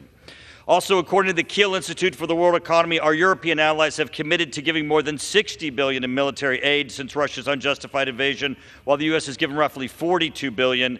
We are less than half. I ask unanimous consent that the Kiel Institute report be entered into the record. Without objection, the gentleman's time has expired. The gentleman from Florida reserves. The gentlewoman from Connecticut is recognized. Madam Chair, I yield 1 minute to the gentlewoman from California, the distinguished Speaker Emerita, Ms. Pelosi. The gentlewoman from California is recognized for 1 minute. Thank you, Madam Speaker. I thank the gentlelady for the distinguished ranking member of Appropriations Committee for yielding, but also for her leadership in bringing this to the floor. I join Mr. Turner and others in saluting the Speaker, as well as our leader, Mr. Jeffries, for making this important legislation possible. I associate myself with everything that's been said already about Ukraine, but I want to just focus on one particular area. 2 years ago, and almost 2 weeks ago, I led the first high-level delegation to Kyiv, and we saw firsthand the courage of the people, the danger of the Russians. But let me just tell you what is heartbreaking about it. Vladimir Putin has instructed his troops to use rape, kidnapping, and murder in front of family members as a weapon of war to demoralize the people of Ukraine. I hope that our colleagues will choose democracy and decency rather than autocracy and evil, because I fear that if you choose the Putin route, you will have blood on your hands. Blood of the children, blood of their mothers, raped in front of their parents, raped in front of their children. I urge an aye vote on this and all the other bills before us today. Thank you, Madam Speaker. The gentlewoman's time has expired. The gentlewoman from Connecticut reserves. The gentleman from Florida is recognized. Madam Chairwoman, thank you. I yield the gentleman from North Carolina, who is a member of the Appropriations Committee, Mr. Edwards. I yield for 1 minute. The gentleman from North Carolina is recognized for 1 minute. Ronald Reagan said, democracy is worth dying for because it's the most deeply honorable form of government ever devised by man. Madam Chair, that is but one of the reasons I rise today in support of H.R. 8035. At this moment, the world is looking to America for leadership and asking, do we still stand behind our belief in democracy, and are we the world power that we acclaim? At this moment, we have the opportunity to stand for democracy and for world order with no drop of blood shed by American troops. Without our help, a democracy is certain to fall to a murderous Marxist socialist dictator. I recently toured Ukraine. My eyes have witnessed the remnants of the barbaric, unadulterated terrorism that's taking place there, and my ears have heard the numerous testimonies of the unthinkable acts by the Russian army. Putin, through his words and his actions, have made clear that our world's security, our nation's security is at risk. Ronald Reagan also said, there is sin and evil in the world, and we're enjoined by Scripture and the Lord Jesus to oppose it with all our might. The gentleman's Let's time has oppose expired. this evil. I yield back. Reserve. The gentleman from Florida reserves. The gentlewoman from Connecticut is recognized. Madam Chair, I yield 1 minute to the gentleman from New York, the distinguished Democratic leader, Mr. Jeffries. The gentleman from New York is recognized for 1 minute. Thank you, Madam Speaker. I also thank the distinguished gentlelady from the great state of Connecticut for yielding and for her extraordinary leadership throughout this process. I want to thank Speaker Emerita Pelosi, all of the members of the House Democratic Caucus, for steadfastly standing behind America's national security priorities to get us to this point. Madam Speaker, I rise today in strong support of the legislative package that is before the Congress. For months, the national security priorities of the American people has been obstructed by pro-Putin extremists determined to let Russia win. A bipartisan coalition of Democrats and Republicans has risen up to work together and ensure that we are getting the national security legislation important to the American people over the finish line. House Democrats have risen to the occasion. President Joe Biden has risen to the occasion. Traditional conservatives, led by Speaker Mike Johnson, have risen to the occasion. We have a responsibility, not as Democrats or Republicans, but as Americans, to do what is necessary to defend democracy wherever it is at risk and the best interests of the free world. That is what this legislation represents. We have a responsibility to push back against tyranny. We have a responsibility to push back against totalitarianism. We have a responsibility to push back against terror. And we have a responsibility to stand with our democratic allies throughout the world. Israel is a democratic ally. Ukraine is a democratic ally. South Korea is a democratic ally. Taiwan is a democratic ally. Japan is a democratic ally. We have a responsibility to stand with our democratic allies throughout the world. We also have a responsibility to push back against our adversaries. Russia is not our friend. The Chinese Communist Party is not our friend. Iran is not our friend. We have a special relationship that exists between the United States and Israel. It's a relationship that is anchored in shared values and shared interests. Our commitment to Israel's security is ironclad. Israel has a right to exist as a Jewish and democratic state and safe haven for the Jewish people who have faced centuries of persecution throughout the years.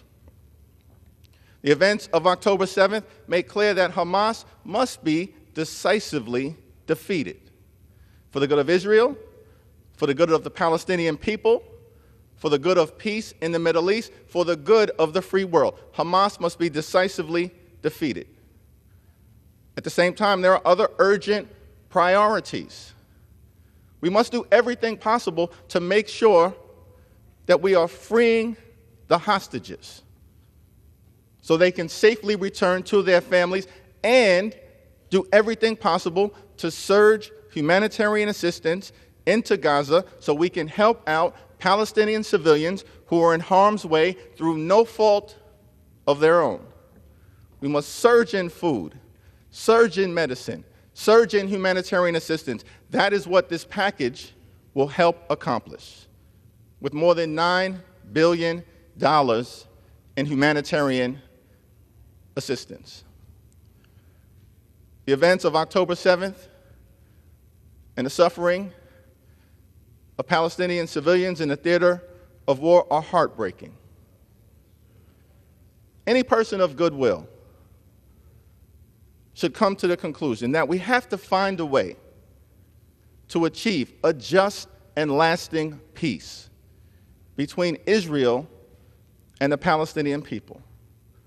And the only way for that to happen is for us to truly commit to a two-state solution when the moment presents itself, with a safe and secure Israel living side by side in peace and prosperity with a demilitarized Palestinian state that provides dignity and self-determination for the Palestinian people. Let us recommit to accomplishing that objective. The humanitarian assistance in this legislative package will also allow the United States to be there to support people who are suffering all across the world, including millions in Haiti and millions in the Sudan, dealing with famine and starvation in a war-torn environment. This legislation, of course, will allow us to stand with our allies in the Indo-Pacific in the face of continued aggression from the Chinese Communist Party, to make sure that freedom and democracy and these values all across the world will continue to be triumphant. This legislation will allow us to support the bravery and the courage of the Ukrainian people, who, against all odds, continue to stand for what we as Americans believe in.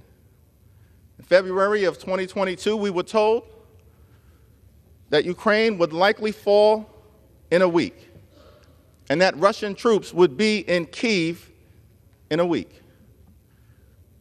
But the bravery, the courage, the resilience of the Ukrainian people in the face of the most powerful military in Europe has proven to be consequential in partnership with American support and that of our NATO allies. But the Ukrainian people have taught us something, that in the face of an incredible military apparatus that they were confronting against all odds, that when a people believe in freedom or liberty or democracy, that can overcome even the mightiest of militaries. And so we've seen them, despite the prediction that they would fall in a week, inflict more than 300,000 casualties on the Russian military, significant portions of the Russian Navy wiped out in the Black Sea, more than half the territory that had initially been seized by the Russian military recaptured by Ukraine against all odds. But the pro-Putin obstruction that has stopped this national security legislation from advancing to the floor until this point risks all of the progress that has been made, which is why it's so essential for us to do what is necessary to stand with the Ukrainian people. Let me close with this observation that this is a moment to choose.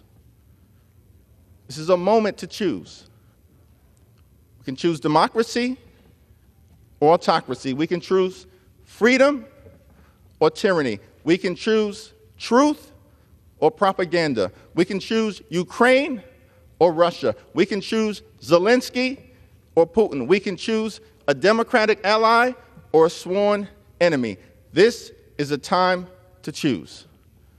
The American people have always stood on the side of democracy and freedom and truth, which is why we must stand on the side of the Ukrainian people. We will stand with the Ukrainian people today. We will stand with the Ukrainian people tomorrow. We will stand with the Ukrainian people until victory is won.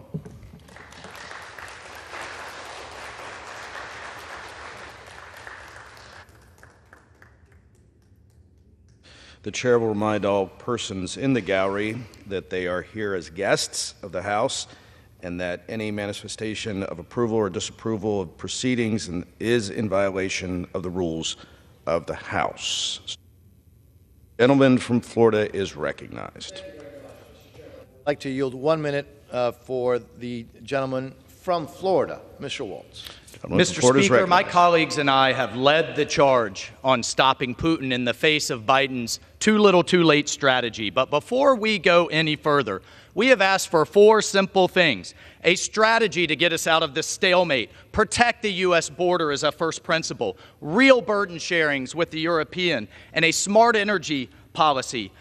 We've got none of that, Mr. Speaker, yet 2.5 years into this war, we still don't know what success looks like. Is it Crimea? Is it all of the Donbass? Is it hold what you got? We don't know because President Biden won't tell us and the American people. We must close the U.S. border and defend it as a matter of first principle. It's not an either or, but it is a matter of priorities. We hear the EU and NATO are doing all it can. Baloney. They can't do more because only 11 out of 31 are contributing the bare minimum to its defense. And if they won't do it now, Mr. Speaker, then when will they? And most offensive, if we drive down the price of oil below $50 a barrel, Putin's war machine is done. I can no longer in good conscience, Mr. Speaker, ask the American people to dig deeper behind a blank check, behind bad strategy, bad policy. We just can't afford it anymore, Gentleman's Mr. time has Speaker. expired. The gentlelady from Connecticut is recognized. Chair, I yield 2 minutes to the gentlewoman from Ohio, the ranking member of the Energy and Water Subcommittee, Ms. Kaptur, who has been indefatigable and courageous in her struggle to support the Ukrainian people. And we thank you, Congresswoman Kaptur. I thank the distinguished ranking member of the full committee for yielding me the time and rise to support liberty for Ukraine. Let us defeat the spiderweb of tyranny between Putin's regime, Iran, China, and North Korea. We see their evil and their weaponry. Ukraine does not ask us to fight for her, only to arm her valiant soldiers to push Russia back inside its own borders. Ukraine's soldiers have recaptured half its stolen territory, armed them to finish the job. For those who may naively think America can sit on the sidelines and seek isolation, please know this old adage: if you take no interest in foreign affairs will find you. Recall Pearl Harbor, December 7th, 1941, 83 years ago. The United States, caught in a stupor of isolationism, closed its eyes as the rest of the world fell into deep conflict. There is no killing field on earth like Ukraine. Millions upon millions upon millions of innocent people have died at the hands of deadly dictators, Lenin, Stalin, and now Putin. If Putin is permitted to conquer Ukraine, he will not stop there. He's promised that. Support from the American people will ensure victory for Ukraine, with the free world girding liberty's shield. Recall the ancient words of Ukraine's poet laureate, Taras Shevchenko, who died almost 2 centuries ago in a ghastly prison, just like Alex Navalny died a few weeks ago in a ghastly Russian prison. Why? Because they believe in liberty. Quote, "The time is near when on Ukraine's plains a shackled folk will burst its chains. Blessed be your children in these lands. By touch of your toil-hardened hands, then shall our day of hope arrive.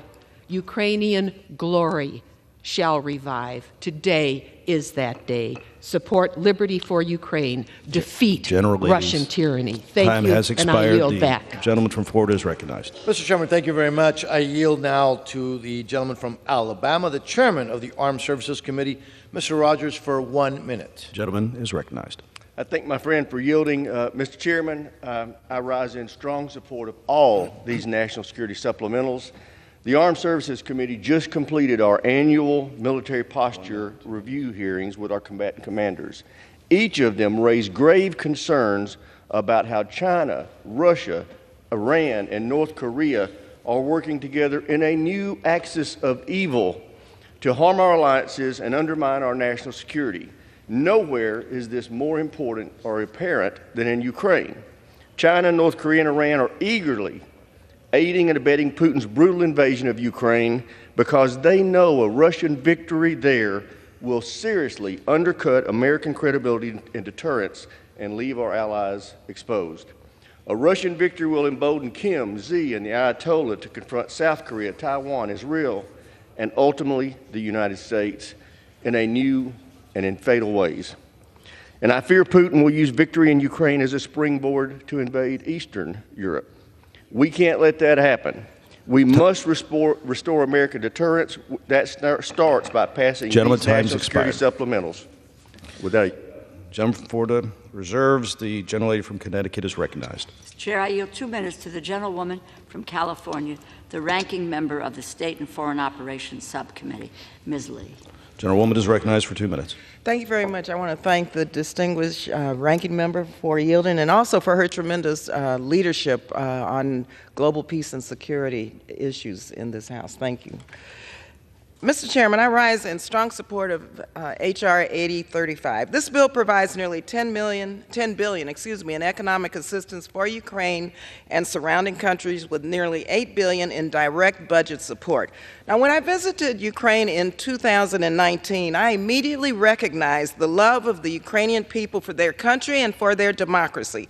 Since the war broke out, I've met with Ukrainians in the region. Actually, I was with Speaker Pelosi during that visit, and I've met and heard firsthand the dire situations that they face amidst Russian aggression. I've talked with civil society organizations funded by the United States who, facing danger and violence, are supporting refugees, vulnerable people, women, and children. I was deeply moved by their stories and their commitment.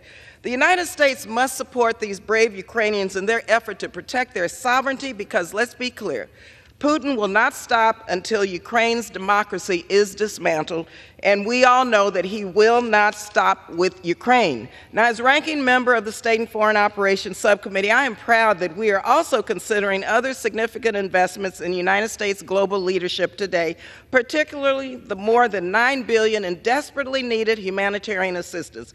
We're facing historic challenges of hunger, displacement, and conflict across the globe. I was recently in Chad, one of the poorest countries in the world. Thousands of refugees are fleeing the horrific war in Sudan. They are in dire need of food and just the basics to survive. These resources will enable the United States to respond to not just the humanitarian needs that we read about on the front page, but the quieter conflicts that are destroying people's lives, such as in Sudan and Haiti. This is a defining moment in our history. I urge my colleagues to respond to the remarkable strength and resilience of the Ukrainian people and stand by them by supporting this supplemental bill. Thank you, and I yield back. The gentlewoman from Connecticut reserves. The gentleman from Florida is recognized. Thank you very much. I yield the gentleman from Texas, Mr. South, for 1 minute. The gentleman is recognized for 1 minute. Mr. Chairman, I rise in opposition to the Ukrainian Security Supplemental Appropriations Act, and I will make a glaring point. This war is not, economically speaking, even a fair fight. The gross domestic product of the European Union is 9 times that of Russia's. Their population is 3 times that of Russia's. The European Union can do more. If the United States continues to fund this effort, the EU will not muster the political will to do what they should. Yes, Russia is a strategic adversary of America, but it is a bigger threat to our European allies. NATO nations now, many are not doing the required 2% of GDP on defense. Europe must act with greater urgency. We've heard a lot about Churchill and Chamberlain. May I point out, they're both British. If the Great Britain and Europe as a whole had done more with Austria, with Sudetenland, history might be different. I implore my colleagues to put America's border security ahead of Ukraine's, and I yield back. The gentleman from Florida reserves. The gentlewoman from Connecticut is recognized. Chair, I yield 2 minutes to the gentlewoman from Minnesota, the ranking member of the Defense Subcommittee, Ms. McCollum. The gentlewoman is recognized for 2 minutes. Thank you, Mr. Chair. It's been 6 months since President Biden sent his security supplemental to the Congress, 2 months since the Senate passed it. But today, the House will finally act. And it's not a moment too soon, for the situation in Ukraine is dire. Vladimir Putin has failed to release thousands of Ukrainian children who have been kidnapped and continues to murder Ukrainian citizens on a daily basis. The Ukrainian military faces a severe shortage of ammunition to protect their citizens and their sovereignty. And why? Because for months this House has remained silent. But today that changes. Today we will pass this legislation. We will provide security and economic assistance to Ukraine. We will replenish depleted stocks of U.S. equipment here at home. And we will join and show the Baltic nations, Romania and Poland, that we stand with them, along with our European and NATO allies. Together, we will support the Ukrainian people in their fight for freedom. We will make it clear to authoritarian nations that America will always stand up for democracy here at home and around the world. I urge my colleagues to support these bills, and I yield back, Mr. Speaker. The gentleman reserves. The gentleman from Florida is recognized. Mr. Chairman, I yield to the gentleman from Nebraska, Mr. Flood, 1 minute. The gentleman is recognized for 1 minute. Mr. Speaker, I rise today in support of the supplemental for Ukraine. Less than 100 years ago, Joseph Stalin committed one of the largest genocides in history when he starved millions of Ukrainians to death. Today, Putin's Russia is once again stopping at nothing. They have used Ukrainian civilians as human shields, they've committed horrible acts of sexual violence, and they have abducted tens of thousands of Ukrainian children. The history of atrocities committed by tyrants against Ukraine is a stark reminder of the moral duty we have as Americans to stand with our friends and allies against tyranny and opposition. For those in our country who don't think what's happening in Ukraine has anything to do with us, Putin doesn't just want parts of Ukraine, he wants to end the post-World War II order that has underpinned freedom and economic prosperity in Europe, the United States, and beyond. This package is critical, not just for Ukraine, but for the entire free world so that we can beat back the reincarnation of what President Reagan called the evil empire. I urge my colleagues to join me in supporting it. Thank you, and I yield back. Gentleman from Florida reserves. The gentlewoman from Connecticut is recognized. Chairman, I yield 2 minutes to the gentleman from Illinois, the ranking member of the Transportation, Housing, and Urban Development Subcommittee, co-chair of the Ukrainian caucus, Mr. Quigley. The gentleman is recognized for 2 minutes. Thank you, Mr. Speaker. Just back from a third trip to Ukraine during the war, and yes, we saw evidence of these Putin war crimes, the mass graves, evidence of torture, religious persecution, kidnapping of children. It reminds us that throughout our history, in moments like this, our country has been called to act, and it did. Called to stand up in the fight for freedom and in the face of tyranny, and to be the arsenal of democracy. But in recent months, we have not met this challenge. It's been said it's never too late to do the right thing. Well, we're coming really close as we've been handcuffed by extremists and appeasers. And now the pipeline to Ukraine is almost empty. Should we now fail to send additional aid, Ukraine will lose this war, and in Putin's eyes, it will be just the beginning of his efforts to reconstitute the Soviet Union. Inaction risks not just the fate of democracy, but the possibility of drawing our own country directly into war. So today it's particularly important that we heed the voices from the past, from President Ronald Reagan as he espoused the Reagan Doctrine, that we will always defend our friends and allies against Soviet aggression. From President Kennedy saying, we shall pay any price, bear any burden, meet any hardship, support any friend, oppose any foe, to assure the survival and success of liberty. And finally, in his last inaugural, FDR, who reminded us, we have learned that we cannot live alone, at peace, that our well-being is dependent on the well-being of other nations far away. We can and must act. Thank you, and I yield back. Gentlewoman from Connecticut reserves. The gentleman from Florida is recognized. Mr. Chairman, I would now like to yield 1 minute to the gentleman from Florida, Chief Jimenez. The gentleman from Florida is recognized for 1 minute. Thank you, Mr. Speaker. I rise today in support of the supplemental for Ukraine. For the past 2 years, Ukraine has valiantly fought against the barbaric and unjustified invasion by Vladimir Putin and Russia. We have now reached an inflection point. Ukraine is running out of time, bullets, and arms necessary to defeat Russia. This supplemental will allow Ukraine to counter Russia with new and more advanced aid. It will also help by replenishing U.S. weapons, stocks, and facilities. America is seen as the beacon of hope across the globe, and our enemies are watching our actions closely today. As the Chinese Communist Party, Iran, North Korea, and even Cuba all line up behind Putin, it is time to do the same for our friends and allies. When I was 6 years old, my family fled my native homeland of Cuba. I personally know the evils of communism. The freedoms of this country are what brought my family here. They are worth fighting for. The Ukrainian people are only asking for help in fighting for that same freedom. And what is the cost of freedom? Is there a cost for freedom? Can you put a price tag on it? Today is a chance to bolster our international reputation as a faithful ally and to prove that we will not falter under pressure. This is an opportunity to help our allies and discourage our adversaries. I urge support and yield back the balance. Gentleman, time's had expired. Gentleman from Florida reserves. The gentlelady from Connecticut is recognized. Mr. Chairman, I am prepared to close, and I reserve my time. Gentlewoman reserves. Gentleman from Florida is recognized. I also will reserve at this time.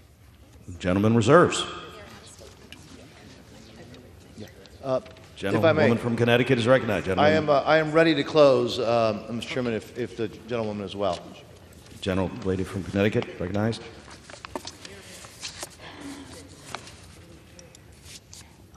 Mr. Chairman, this needs to be a proud moment for all of us. This country, this great United States of America, has always led, has always taken the high ground and the moral responsibility to do the right thing. To support a nation which has only asked us to help them maintain their sovereignty, maintain democracy, and let them ally with us in the United States. The Speaker of this House has come out in support of aid to Ukraine.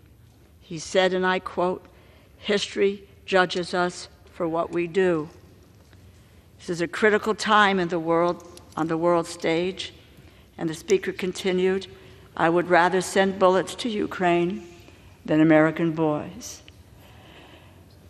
We need to send military equipment, arms, what Ukraine needs to defeat an aggressor who is responsible for the death of millions of civilians. We have a moment today to say no to tyranny.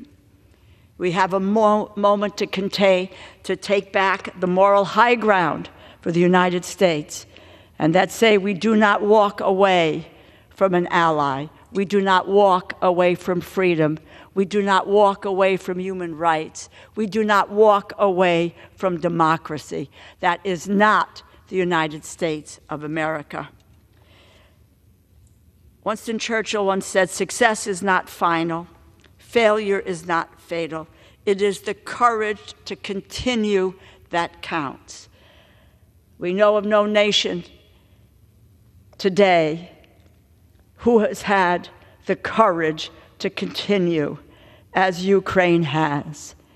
And the United States needs to have the courage to stand up and to help them continue when it counts and defeat a tyrant and autocrat whose relish for power knows no bounds. It is our moral responsibility.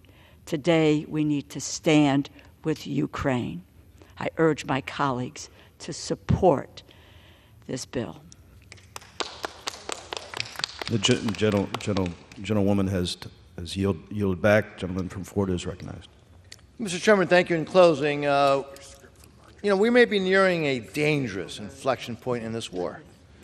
If the thug Putin were to win, it would be a disaster for our national security, frankly, on par with the Biden administration's chaotic withdrawal from Afghanistan. Imagine how this outcome would embolden Russia's key strategic ally, Communist China, to undertake military coercion and aggression against Taiwan, and the fateful consequences that would stem from that. I want to remind my colleagues that appeasement never works. Harry Truman and Ronald Reagan both understood, as President Reagan said, and I quote, "We know only too well that war comes not when the forces of freedom are strong, but when they are weak. It is then that tyrants are tempted. It is time to be resolute. Let's heed the lessons of history and support this bill." Finally, I want to thank Speaker Johnson for his principled leadership and his fortitude in moving forward with this bill. In the face of daunting obstacles, his resolve is a testament to his strength of character. I also want to thank Chairman Cole, Ranking Member DeLauro, for their leadership on this bill. I urge a strong yes vote, and with that, I yield back the remaining part of my time. The gentleman yields. All time for general debate has expired. Pursuant to the rule, the bill shall be considered for amendment under the 5-minute rule. The amendment printed in Part A of the House Report 118-466 shall be considered as adopted, and the bill, as amended, shall be considered as read. No further amendment to the bill as amended is in order except those printed in Part B of House Report 118-466. Each such further amendment may be offered only in the order printed in the report by a member designated in the report. Shall be considered read, shall be debatable for the time specified in the report, equally divided and controlled by the proponent and opponent, shall not be subject to amendment, and shall not be subject to a demand for division of the question.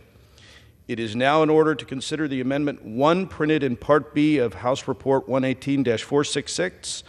For what purpose does the gentlewoman from Indiana seek recognition? Mr. Speaker, I have an amendment at the desk. The clerk will designate the amendment. Amendment number 1, printed in Part B of House Report number 118-466, offered by Mrs. Sparks of Indiana. Mr. Pursuant to House Resolution 1160, the gentlewoman from Indiana, Ms. Sparks, and a member opposed shall each control 5 minutes. The chair now recognizes the gentlewoman from Indiana. Thank you, Mr. Speaker, and I yield myself as much time as I may consume. I have held a very principled position on Ukraine, and unfortunately, this position is not very shared with a lot of people in Congress. It's unfortunately, we have the false choice of either saying that Ukraine doesn't matter to America or support Ukraine with no question asked, with blank checks. And both these positions are not good in our national interest, and both of these positions are not good in the interest of the people of Ukraine. And unfortunately, this monopoly of narratives prevailing in our government, in our society, and in Congress. So my amendment is actually very simple. And I know this is just, we're doing this amendment just for the show, and no one is going to pass anything on the floor. We still will go with blank checks and slush funds. And unfortunately, this strategy failed the American people. President Biden failed the American people on the border, on national security. Congress failed the American people on the border, on national security. President Biden and President Zelensky failed the Ukrainian people. They were not ready before the war started. They didn't have good strategy when the war started, slow-walked the aid, and really didn't fight and deter Putin to go further. And now we have a very significant war in Europe. And I said, unfortunately, this supplemental doesn't just have a lethal aid. It's had other parts, and they will go further. And unfortunately, no one is going to be taking our amendments. So because we have presentations and circuses, but decisions already made. So my amendment is actually very simple. It just says we shouldn't have blank check and let President Biden have presidential drawdowns increase from 100 million to 8 billion, including loans from 4 to 8 billion. So we generally given true blank check to President Biden of $16 billion. Congress forgot, that we should do our jobs. We shouldn't create these loopholes for presidents, doesn't matter who the president is, to be able to do what they want to do. This is our job to oversee these funds. So very simple amendment. This emergency that we created now go to the point where giving billions of dollars Congress and not doing its job. We have the power of the purse for a reason. So all it does, this amendment, it eliminates 4 sections that increasing, and it's a true blank check. Because when we say that presidential drawdown goes from 100 million to 8 billion almost, or from 200 to 400 million, from 25 to 50 million, we really don't even know what he's going to do. He can do whatever he wants with that. And that is a big problem, because these emergencies are dangerous, but also, what the problem we have right now, that in case of these emergencies, we actually don't have ability even to ask the questions, and Congress hasn't been asking questions. That's why we have such a major catastrophe around the world, whether it's in the Middle East, whether it's Ukraine, and that's why China, Russia, and Iran are moving, and we're doing a lot of presentation with blank checks and slush funds and no policies. And so I would urge my colleagues to think maybe for a change and give this amendment consideration, which I have a very low expectations. And I also would consider, as I said, to supporting lethal aid with border security. But unfortunately, that didn't happen. And it's sad for me to see that we still don't take this war as serious as we should be, because generally only 13.7 billion actually go to security assistance directly to Ukraine. From this 60 billion plus another 8 billion slush funds. So we're talking almost $70 billion plus another 8 billion of loans, whoever they go to. So we're talking about almost 80. So I have a problem with that, and I reserve. Gentlewoman reserves. For what purpose does the gentlewoman from Connecticut? Mr. Chair, I claim time in opposition to this amendment. The gentlewoman is recognized for 5 minutes. This war is an existential conflict for Ukraine. As important, it is a test for the United States and the United States leadership. One of the best tools we have to get the Ukrainians what they need is presidential drawdown authority. This allows the United States to send equipment from our stocks to the front line in a matter of days. There isn't time to delay. This amendment would cut that authority from $7.8 billion to $100 million. It ties our hands, and yes, it hamstrings the Ukrainian military to do the job that they need to do to defeat Putin. We all lose if Ukraine succumbs to Putin's ambitions, and it will not stop there. Putin in 2016 asserted that Russia's borders do not end, and this is a quote, do not end anywhere.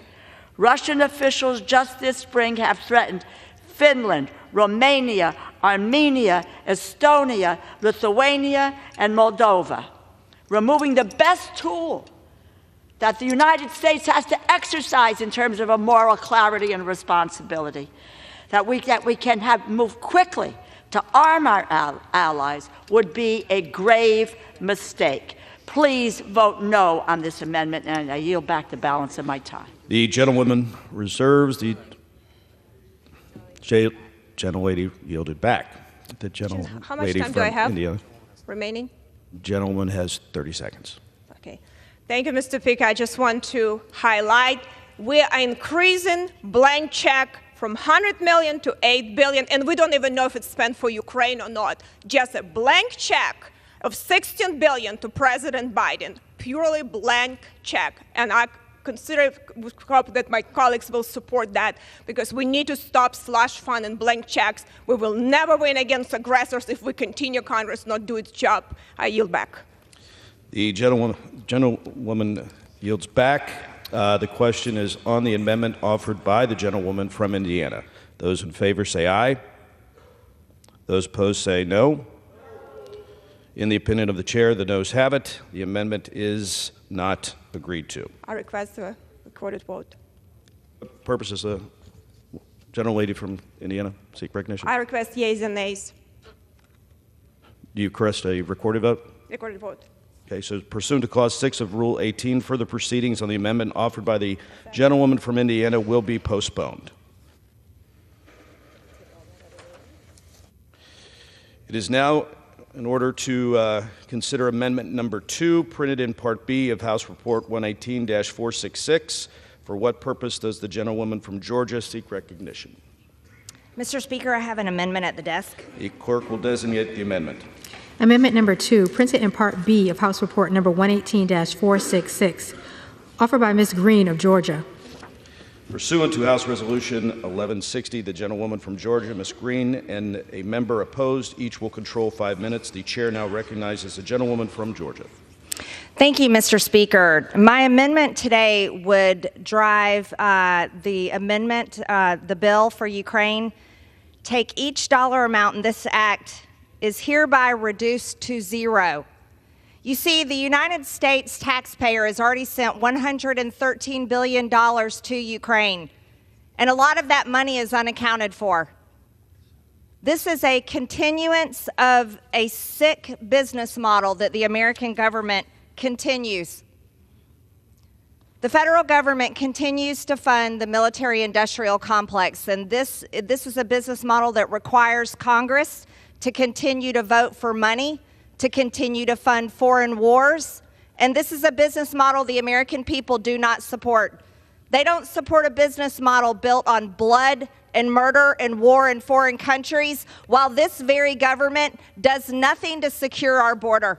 The American people are over $34 trillion in debt, and the debt is rising by over $40 billion every single night while we all sleep. But yet nothing is done to secure our border or reduce our debt. Inflation has driven out of control. Americans are suffering every single day. They can hardly afford their grocery bills. They can hardly afford gas in their car. They can hardly afford rent. And now mortgage payments are well over $3,000, where they were only just over $1,700 3 years ago. The youngest generation, young adults, don't even think they're going to be able to buy a home in their lifetime. And today in Congress, the most important thing that this body thinks should be done is to send another $61 billion to a war in Ukraine that the American people by 70% do not support. Mind you, this comes on the very heels of Monday being April 15th, tax day, where every single American had to scrounge up their money and send their dollars in to the IRS.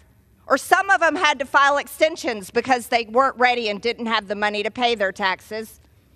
But today, this body says the most important thing we can do, no, is not reduce spending. That's not it. Not to do anything to drive down inflation. Oh no, we can't do that for the American people. It's not to secure our own border that is invaded every single day, by people from over 160 different countries. No, don't secure the American border. Let everyone in. We have over 1.8 million known gotaways. We don't know who these people are. And yet you have members of this body talking big and tough about, oh, we have to defeat Russia. Oh, we have to protect Ukraine. But yet all of you are unwilling to protect the American citizens that pay your paycheck, pay the light bills in this building, and pay for this entire federal government. For what? For nothing. Ukraine is not even a member of NATO. Ukraine is not a member of NATO. But the most important thing you hear in Washington, D.C. is, oh, we have to spend Americans' hard-earned tax dollars over to Ukraine and keep the money going to continue to murder Ukrainians, wipe out an entire generation of Ukrainian men so that there are widows, there are fatherless orphans, there are not enough men to work in their industries. Oh, but you really support Ukraine. Wow, what kind of support is that? It's repulsive. You know, shame on the American government. Shame on the American government. If we support our military, support our military. We should be funding to build up our weapons and ammunition, not to send it over to foreign countries to kill foreign peoples. And if this body was worth what it claims to be, what it is, every single one of us would be demanding peace in Ukraine between these countries, peace for these people, so that no more of them have to die. But you never hear anybody demanding peace. No, no, no, no. Peace is the last thing Washington wants because it doesn't fit the business model. This is a business model that they say continues our economy, protects American jobs. What a disgusting business model. We should have a business model that builds up our American companies and American jobs to serve American interests, and our military and our government should care about protecting the national security of the United States of America and the Americans that pay their hard-earned tax dollars to fund all of this. America last. America last. That's all this is. Every single day, America last. Gentlewoman's time has expired. I yield. Gentlewoman yields. For what purpose does the gentlewoman from Connecticut seek recognition? Mr. Chair, I rise in opposition to this amendment, strong opposition to this amendment, which would eviscerate Gentlewoman is recognized for the bill. 5 minutes. Thank you.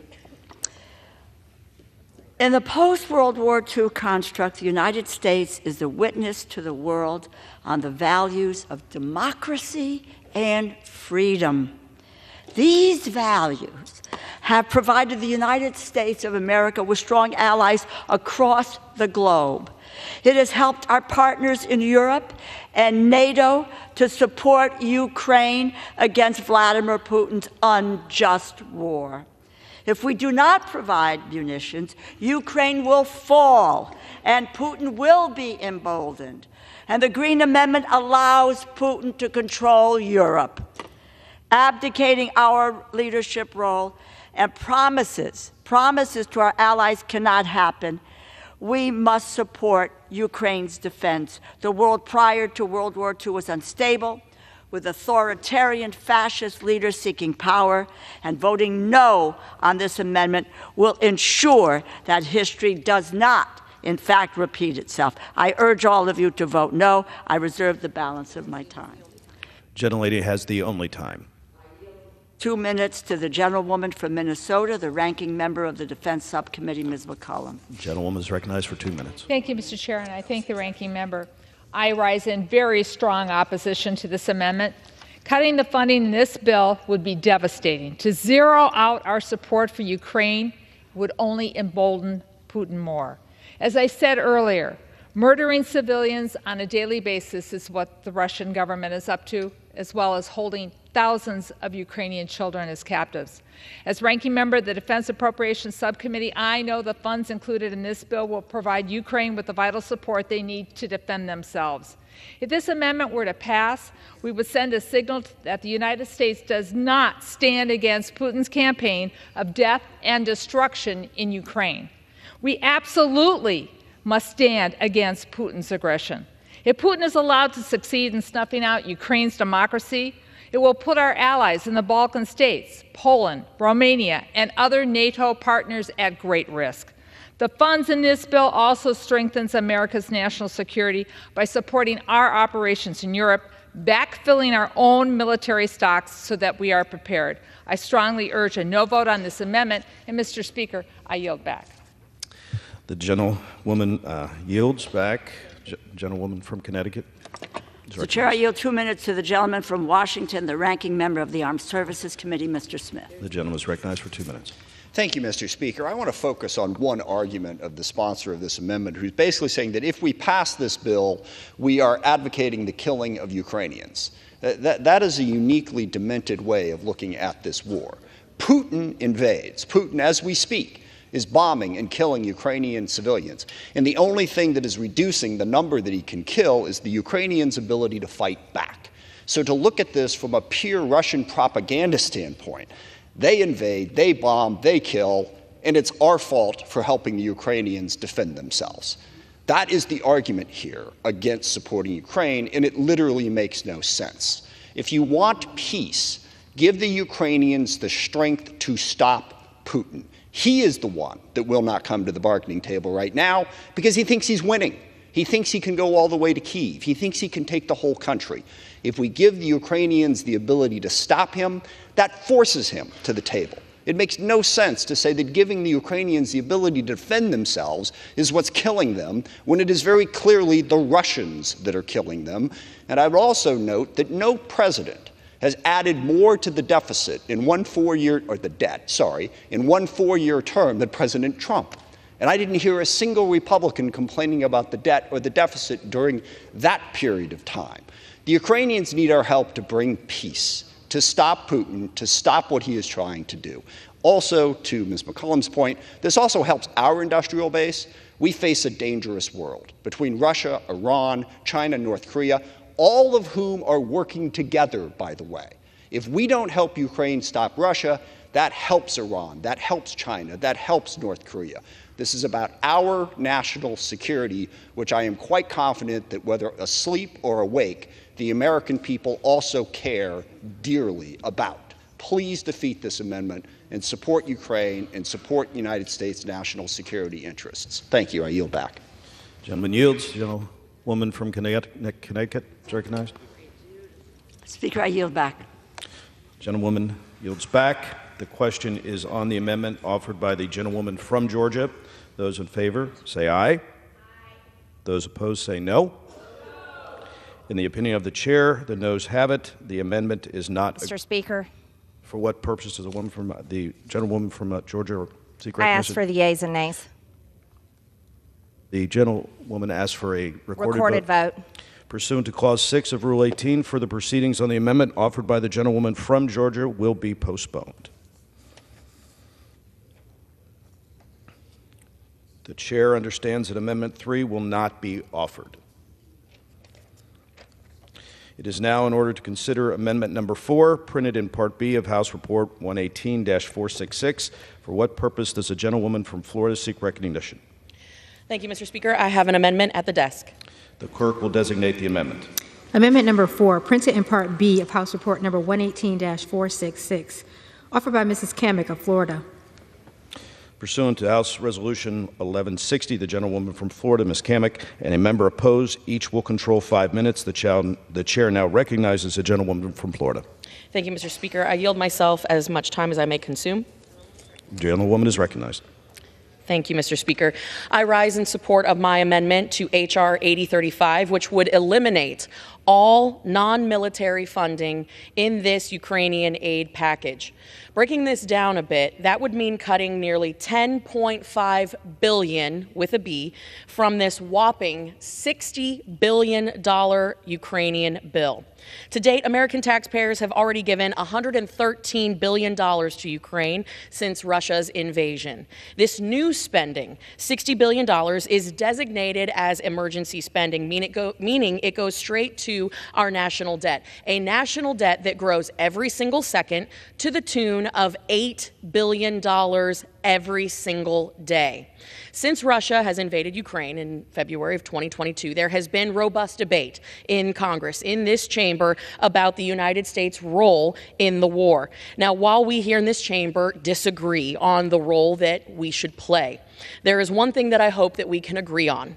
We, as the United States representatives, should not, and I repeat, should not, forsake our own national security in favor of another nation.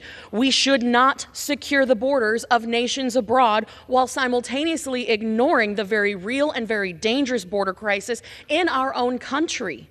While we should debate the merits of providing funds for weapons and equipment to defeat Russia in this conflict, funds that fall outside of immediate, narrow, and lethal aid should not warrant the same urgency or consideration. All told, sections of this bill that are not lethal aid come right to about $10.5 billion, with the bulk of it going to support the Ukrainian economy. Not the American economy, the Ukrainian economy. And anyone who is living under Biden's economic plan right now knows that it sucks. We need to be clear. This is emergency spending, again, going straight to our national debt, full stop. And again, we are borrowing $8 billion a day. Over the past 20 years, Congress has designated $12 trillion in emergency spending. With these funds in the bill that are not designated for military purposes, the American people are resigned, once again, to absorbing another $10.5 billion to support Ukraine and their economy, while simultaneously adding the debt to our $34.7 trillion national debt.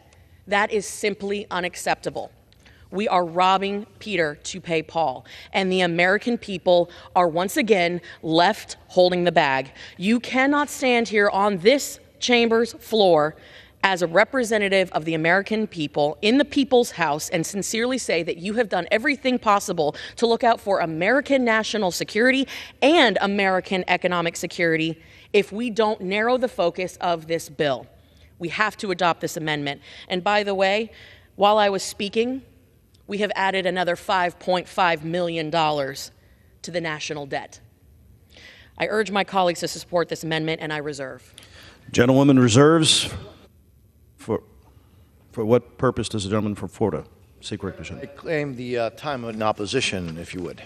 The gentleman is recognized for 5 minutes. Mr. Chairman, I rise in opposition to this amendment from one of the people that I most admire, and again, a dear friend and a colleague from Florida. This is clearly a well-intended amendment. And frankly, when I was listening to her presentation, there are so many things that I agreed with what she said. But it would strike all funding in the bill except for the foreign military financing. And so, as I mentioned, there's so many things that I agree with what she said. I agree, for example, that over time the United States we must focus its effort on really intelligence and essential military support. I totally agree with that.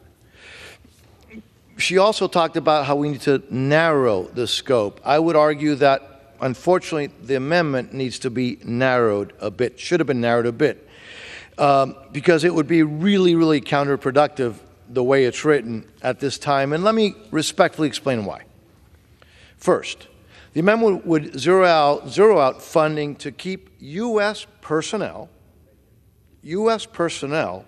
in our embassy in Ukraine safe. I don't think that's something that we should be doing right now. Also, the funding to enhance the U.S. government's presence in order to conduct oversight, which is something that I've been clamoring for, a lot of us have been clamoring for, begging and pleading and working for. Well, this would eliminate that as well. And by the way, it would eliminate it, including for the oversight of the military portion of the assistance. Now, secondly, it would eliminate funding for the State Department's and USAID's Inspector General, from whom we require unprecedented oversight plans. But then, obviously, we need to give them the resources for this critical work, because we have to have oversight. And that's something that I know that, at least on my side of the aisle, we all agree on, regardless of what you believe our role should be in Ukraine. And again, unfortunately, as I mentioned, this would eliminate that, the funding for that. Third, it would also eliminate funding for investigations of Russian war crimes in Ukraine, and as well as assistance to help secure Ukrainian nuclear facilities. And we've seen those in the news under threat by the Russians. And also the funds for potential clearance of Russian mines. And finally, it would eliminate economic support for Ukraine. And that is something that the sponsor of this amendment is really focused on. But I would argue, even there, that is essential at this moment, right now. Look, it's pretty clear that Putin has been targeting farmlands and infrastructure, energy infrastructure, road infrastructure, and Ukraine's industrial base. And by the way, he's doing that for a reason. You see, crippling Ukraine's economy, and Putin knows this, has a direct impact on Ukraine's ability to stop Putin. So now, as chairman of the State of Foreign Operations Subcommittee, I can assure you that not only do I understand the sponsor of this amendment's frustration, I get it, I share it. But that's why, again, we need to have the language that's currently in the bill. I understand her concern and her frustration because of the lack of transparency and strategy on the funding that has already been provided. So that's why this is very clear. That's why this legislation includes many of the critical oversight and burden-sharing priorities that I'm very proud originated in the FY24 State Foreign Operations Bill. These include unprecedented cost matching requirements so that other donors step up. They must step up. The bill imposes layers and layers and layers of conditions on the funding, including for in-person monitoring, for example. This bill requires, I know, novel concept, a strategy that must be developed and submitted so that Congress can evaluate the execution of aid and its alignment with U.S. national security interests. Another significant change, by the way, from the Senate supplemental is a requirement in this bill that the economic support to Ukraine be repaid, transforming assistance from a grant to a loan. I am so grateful to the sponsor of this amendment for her work. I appreciate the intent of this amendment, but we cannot afford to shortchange our oversight funding, our diplomatic security funding, and other strategic priorities. So for those reasons, with, again, the great admiration and respect for the sponsor of this amendment, I must urge a no vote on this amendment, and I reserve the balance of my time. Gentleman's time has expired. The gentlewoman from Florida is recognized. Thank you, Mr. Speaker. And let me just begin by saying the feeling is mutual. I have tremendous respect and admiration for my colleague from the Sunshine State. And I hear loud and clear the critical elements of this bill that have been deemed necessary. Heck, I deem them necessary. The American people and the representatives in this chamber, we demand fully accountability and transparency. However, there are multiple poison pills within this text that the American people, and certainly not my constituents back home, support. For example, $300 million for international narcotics control and law enforcement. What about the 100,000 plus people every single year in America that are being poisoned by fentanyl? Where is the funding to stop the flow of fentanyl into the United States? What about the $25 million for transition initiatives? What about the $60 million for diplomatic programs? I noticed that my colleague, again, who I deeply respect, he mentioned that part of that is for security, but what about the rest? Or the $481 million for refugee and entrance assistance? We have a border crisis that has resulted in one of the most egregious public health, public safety, humanitarian, and national security crises in American history. We are approaching over 10 million illegals crossing into our country, being quote unquote paroled, which is just a fancy way of saying catch and release, into the United States, approaching 2 million gotaways.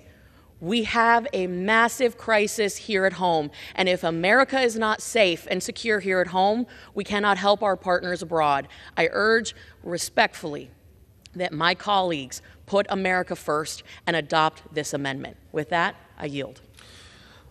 The gentlewoman from Florida yields. The question is on the amendment offered by the gentlewoman from Florida. Those in favor say aye. Those opposed say no. In the opinion of the chairs, the noes have it. The amendment is not agreed to. Speaker, I request a recorded vote. A recorded vote is requested pursuant to Clause 6 of Rule 18. Further proceedings on the amendment offered by the gentlewoman from Florida will be postponed.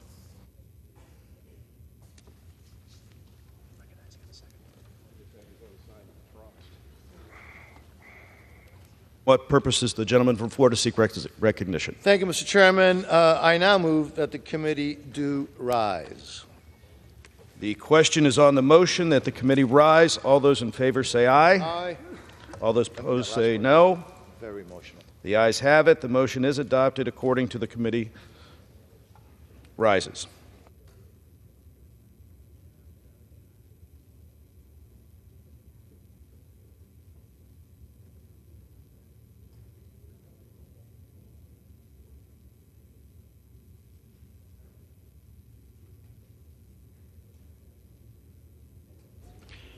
Mr. Chairman.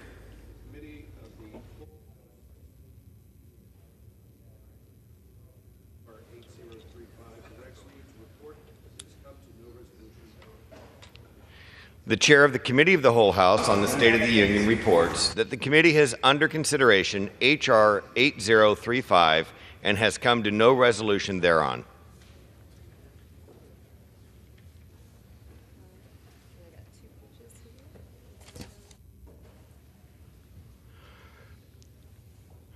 For what purpose does the gentleman from California, Mr. Calvert, seek recognition? Mr. Speaker, pursuant to House Resolution 1160, I call up the bill H.R. 8034, the Israel Security Supplemental Appropriations Act of 2024, and ask for its immediate consideration in the House. The clerk will report the title of the bill. H.R. 8034, a bill making emergency supplemental appropriations to respond to the situation in Israel and for related expenses for the fiscal year ending September 30th, 2024, and for other purposes. Pursuant to House Resolution 1160, the bill is considered read. The bill shall be debatable for 30 minutes, equally divided and controlled by the chair and ranking minority member of the committee on the appropriations of their respective designees.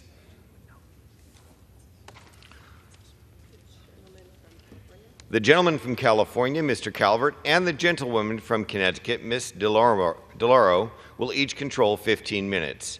The chair recognizes the gentleman from California, Mr. Calvert. Mr. Speaker, I ask unanimous consent that all members have 5 legislative days to revise and extend their remarks and include extraneous material on the measure under consideration. Without objection. Mr. Speaker, I yield myself what time I may consume. The gentleman is recognized.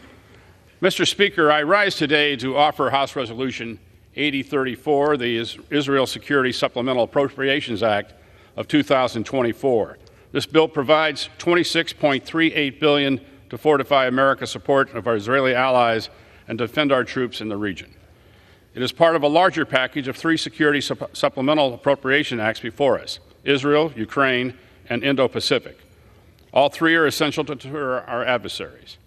There are moments where actions is optional, a convenience but not a necessity, a choice.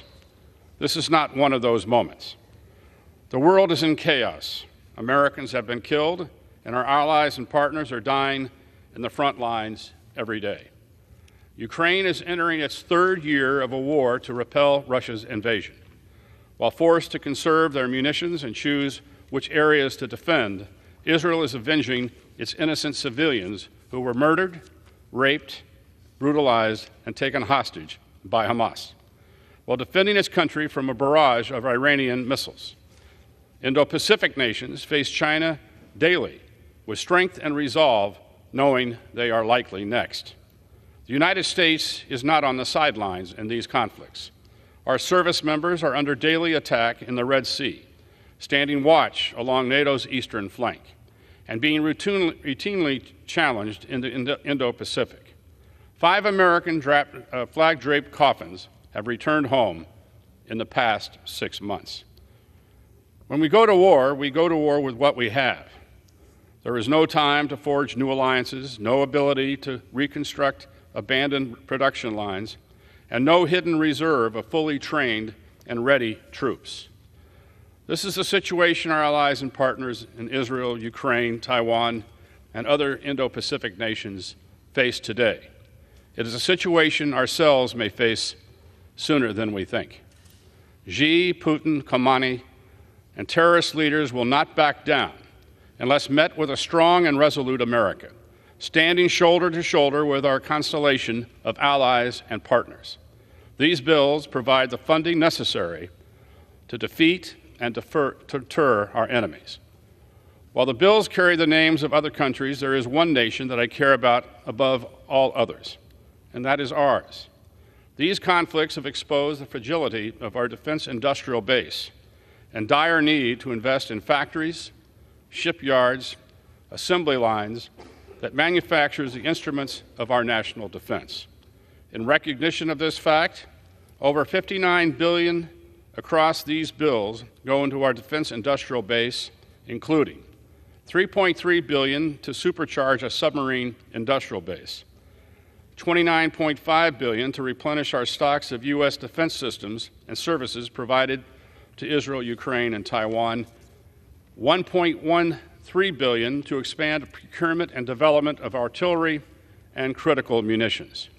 Each conflict has its unique needs and is addressed in these bills, including $5.2 billion to replenish Israel's Iron Dome, David's Sling, and procure the Iron Beam missile defense systems. $542 million for unfunded priorities requested by the Indo-PACOM commander, and $13.8 billion directly to procure U.S. capability for Ukraine. Our servicemen and women across the globe are being asked to operate at a wartime tempo to track, respond, and engage emerging threats. These bills provide the resources necessary to support their operations, with $11.3 billion for current U.S. operations in Europe, $2.4 billion for our forces in the Middle East, who are under daily attack. Mr. Speaker, we have been complacent for far too long, as our allies and partners and our own service members have been under attack. This Congress has a solemn obligation to our military to provide them with the resources they need to deter and win our nation's wars. Douglas MacArthur once said that the history of the failure of war can almost be summed up in 2 words: too late. When conflict occurs, we will fight with what we have and who is with us. Mr. Speaker, I encourage my colleagues to vote yes on these bills to ensure our military readiness and revigorate American defense industry. I encourage them to vote yes to reinforce our Israeli, Ukrainian, Taiwanese, and Indo-Pacific allies and partners. I encourage them to vote yes so that future generations may write on what we did here today. They weren't too late. Thank you, and I reserve the balance of my time. The gentleman reserves. The gentlelady from Connecticut is recognized. Speaker, I yield myself such time as I may consume. The gentlewoman is recognized. Mr. Speaker, I rise in strong support of the Israel Security Supplemental Appropriations Act, which will provide Israel with desperately needed aid to respond to the horrific October 7th attacks and protect itself from Iran and its proxies. What happened in Israel on October 7th was horrifying. On a recent trip to Israel, I saw firsthand the remnants of the violence that innocent people were subjected to, including the site of the Supernova Sukkot gathering, the gathering at which it was a music festival that Hamas attacked, Kibbutz Berei and the homes where so many were massacred, and Hostage Square, where I met with families of those taken hostage by Hamas.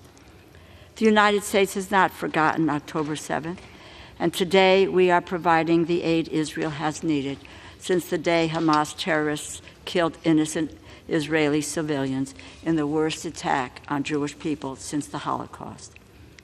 Just last weekend, Israel was openly and directly attacked by Iran. I applaud the role of the United States in providing Israel with support in its defense against that attack. But while we must ensure Israel can stand strong in the face of adversaries like Iran that seek its annihilation, we must also ensure that every step possible is taken to protect innocent life in Gaza and elsewhere. On my trip, we also went to Kirbet Zanuta, a Palestinian village in the West Bank, where settlers destroyed homes and a school.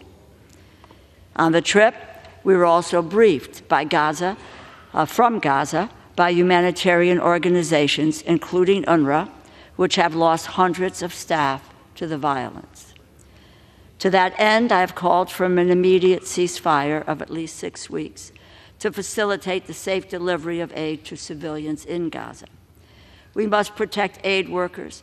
We must open additional crossings to bring in at least 500 trucks a day and ensure that food is never used as a weapon of war. Innocent families are in danger. Children are starving, and civilian casualties are mounting, not just in Gaza, but in conflict zones all around the world. The more than $9 billion in humanitarian support in this bill would make sure that we are not leaving Gazans, the Ukrainians, the Sudanese, the Haitians, or the Rohingya behind. We must pass this bill, ensure Israel has the resources it needs to defend itself, and that much-needed humanitarian aid can flow to millions of vulnerable people around the world. I urge your support, and I reserve the balance of my time. The gentlelady reserves. The gentleman is recognized. I yield to the gentleman from Georgia, a member of the Appropriations Committee, Mr. Clyde, for 1 minute. The gentleman is recognized. Thank you, Chairman Calvert. I will always stand with our greatest ally in the Middle East, Israel, but I rise today to express my serious concerns with a very flawed supplemental. In November, I supported the first security supplemental for Israel, which was financially paid for and would have provided weapons and equipment for Israel's fight against Hamas. The cost was offset by rescinding Democrats' unprecedented expansion of the IRS. Today, we are considering a vastly different bill, one that is all borrowing, another $26 billion of debt with no rescissions. The legislation also contains $400 million for FEMA, which has nothing to do with supporting Israel, and over $9 billion for humanitarian aid in Hamas-controlled Gaza and the West Bank. A report from the Heritage Foundation stated, the problem with aid diversion to Hamas and other terrorist groups plagues all international and non-governmental aid organizations operating in Gaza. It is therefore highly likely that U.S. taxpayer-funded humanitarian aid to Gaza, including some of the aid in this bill, would again be diverted to support further Hamas attacks against Israel. Why would we knowingly be sending money into the hands of Hamas in any bill? If we are feeding Gaza, we are feeding Hamas. Fired. Therefore, with great disappointment, I cannot in good conscience vote for this bill, and I yield back. Gentleman yields back. Gentleman reserves. The gentlelady is recognized. Chairman, I yield 2 minutes to the gentleman from Maryland, the ranking member of the Financial Services and General Government Subcommittee, Mr.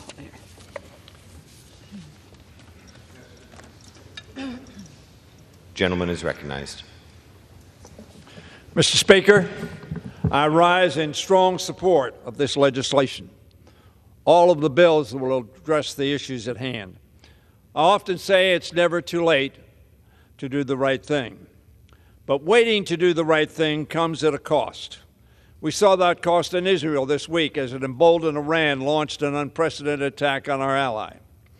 For Ukraine, the cost of our inaction is great, if incalculable.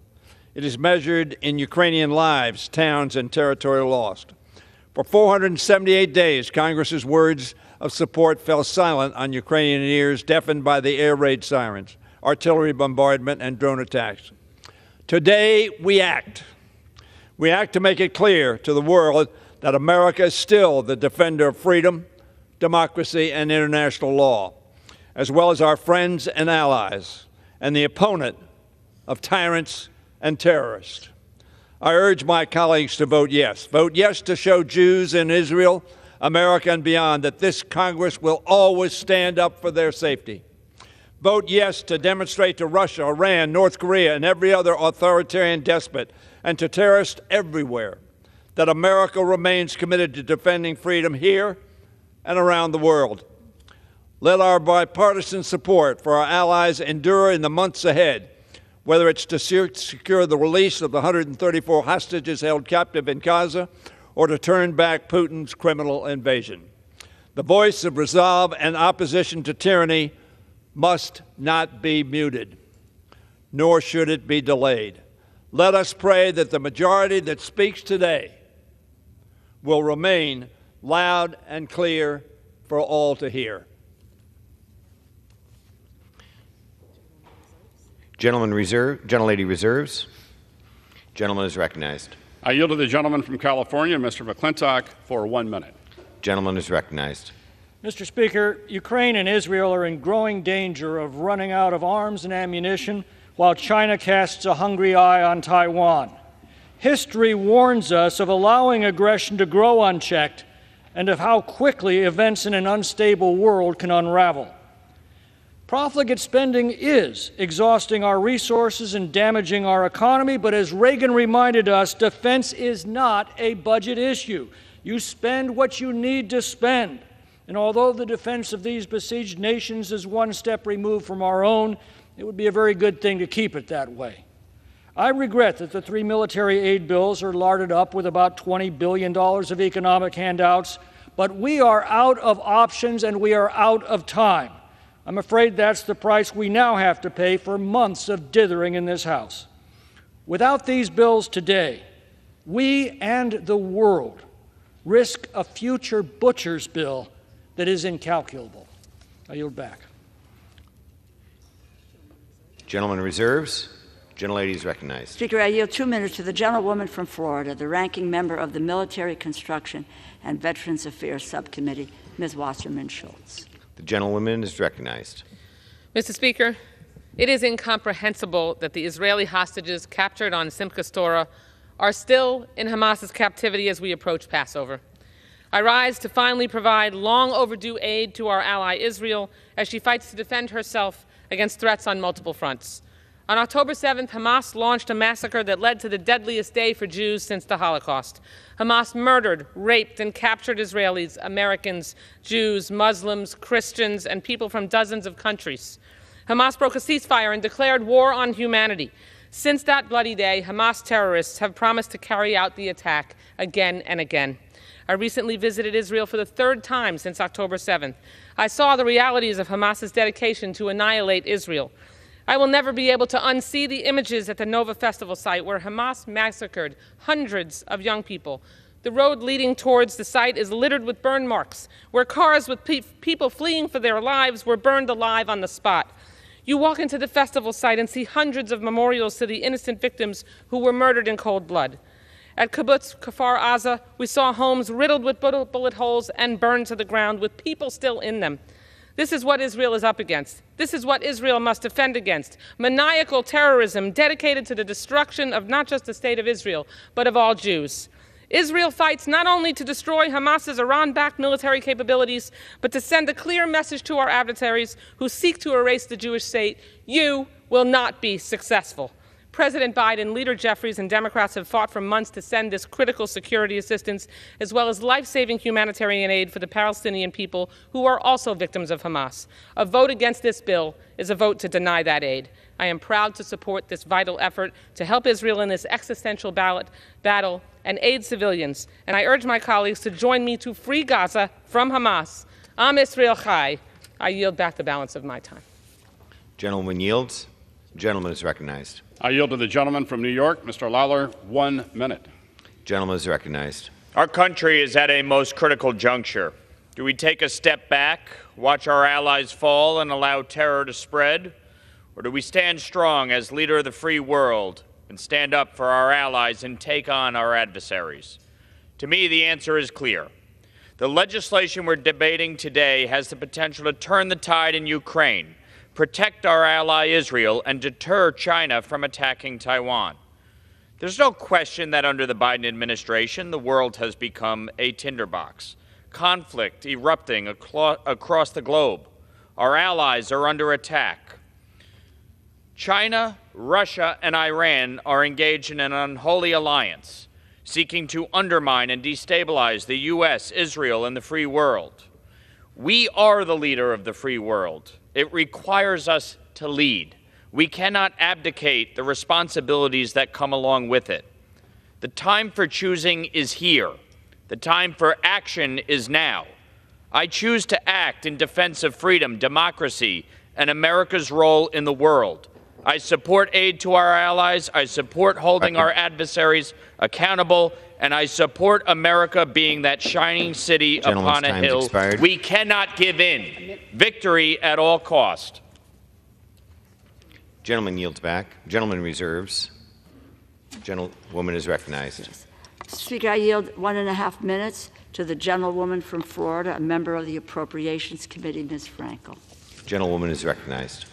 Thank you, Mr. Speaker. I urge support of this bill, which sends military aid to Israel to defend herself, protects U.S. troops in the Middle East, and provides urgently needed food and medicine to those suffering in places like Gaza, Sudan, and Ukraine. Mr. Speaker, my grandfather, Abe, he fled Europe as the Nazis took over, as they murdered 6 million Jews. Today, almost half of the world's Jewish population, over 7 million people, live in Israel. And with calls from river to the sea, Iran's regime and its proxies have vowed to wipe Israel off the map. Hezbollah fires rockets. Hamas brutally attacks innocent Israelis, raping women, taking hostages. Iran sends a barrage of missiles as it builds its nuclear arsenal. Make no mistake, Iran is not our friend either. Israel's security is our security. And without our attention and resources, the Middle East is at risk. The funding in this bill will save lives. Missile defense for our ally, protecting our troops in the Middle East, and humanitarian aid for the heartbreaking need around the world. I yield back. Gentlewoman yields. Reserves. Gentleman is recognized. I yield to the gentleman from New Jersey, Mr. Kane, for 1 minute. The gentleman is recognized. Mr. Speaker, I rise today in support of H.R. 8034, the Israel Security Supplemental Appropriations Act of 2024. This bill will ensure that Israel has the means to defeat its enemies and defend its people. This legislation also sends a signal to Iran and its proxies that the United States stands with its allies and partners in the Middle East and will remain a strong presence in the region. I also urge support for the Ukraine Security Supplemental Appropriations Act of 2024. Ukraine is fighting for its life every day against Vladimir Putin. Make no mistake, Putin is seeking to extend his control over Central and Eastern Europe, including nations who are now NATO allies. He does not recognize national sovereignty or borders. Putin is deepening his ties with Iran. These bills are not only for the security and preservation of Israel, Ukraine, and Taiwan, but also for continued American leadership on the world stage. We must stand together with our allies Gentleman's and time partners has and expired. against authoritarianism. Thank you. Gentleman reserves. Gentlewoman is recognized. Mr. Speaker, I yield a minute and a half to the gentleman from Wisconsin, Mr. Pocan, a member of the Appropriations Committee. Gentleman is recognized. Thank you. Thank you, Mr. Speaker. Since the October 7th Hamas attack, Netanyahu has responded with a widespread bombing campaign in Gaza. Just yesterday, 9 Palestinians were killed in a strike near Rafah, 6 being children. This is anything but going after Hamas. This is a collective punishment of all Palestinians in Gaza. Netanyahu doesn't support the United States' position of a two-state solution for peace. He doesn't respect our urges not to invade Rafah. He disputes what the U.S. and aid groups have said about famine taking over in Gaza, and he launched an attack on Iran after the White House told him not to. If he's not listening to us on matters of international security, how can he be trusted with more offensive weapons? Enough is enough. I support the people of Israel who don't want bombs raining on them from extremists in Gaza, and the hostages must be released. And I also support the Palestinians who deserve human rights and dignity. 35,000 people have been killed and thousands more will die from starvation and disease. We are better than that. So is Israel. I'm not sure Netanyahu is, and that's why I can't vote to provide him with more unconditional offensive weapons today, and I urge a no vote, and I yield back. Gentleman reserves. Gentleman is recognized. Mr. Speaker, I yield 1 minute to the gentleman from New Jersey, Chris Smith. Thank you. Gentleman is recognized. Mr. Speaker, the United States must make absolutely clear in both word and deed, not just today, but every day, and without equivocation, that we stand with Israel. Both defensive weapon systems like Iron Dome and David's Sling and all necessary offensive military capabilities must be conveyed without delay to Israel for as long as it takes to defeat Hamas and to deter Iran, Hezbollah, and other radical Islamists. Of significance, H.R. 8034 prohibits aid to Gaza from flowing through UNRWA, an anti-Semitic, disgraceful organization that teaches Palestinian children to hate Jews, glorifies suicidal martyrdom, and the evisceration of Israel as a state. UNRWA is a child soldiers' factory that we have funded for decades. 21 years ago, on this floor, 2003, I offered an amendment that passed the House to defund UNRWA. Senate never acted. A few weeks ago, the Foreign Affairs Committee passed my bill to stop UNRWA funding. This bill, and I thank my friends for bringing it to the floor, defunds UNRWA. Israel has an absolute right to exist, free from aggression Gentleman's time and has expired. anti-Semitic hate. Thank you. Gentleman reserves. Gentlewoman is recognized. Speaker, I yield 1 minute to the gentleman from California, Mr. Sherman. Gentleman is recognized.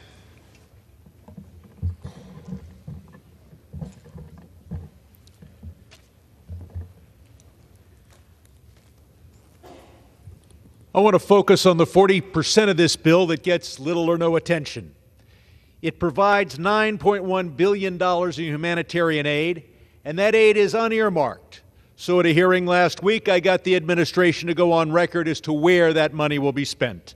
It will be spent in Haiti, where 80% of the capital is in the hands of gangs and hundreds of thousands have been forced to flee. It will be spent in Sudan, where 18 million people face acute food insecurity due to civil war.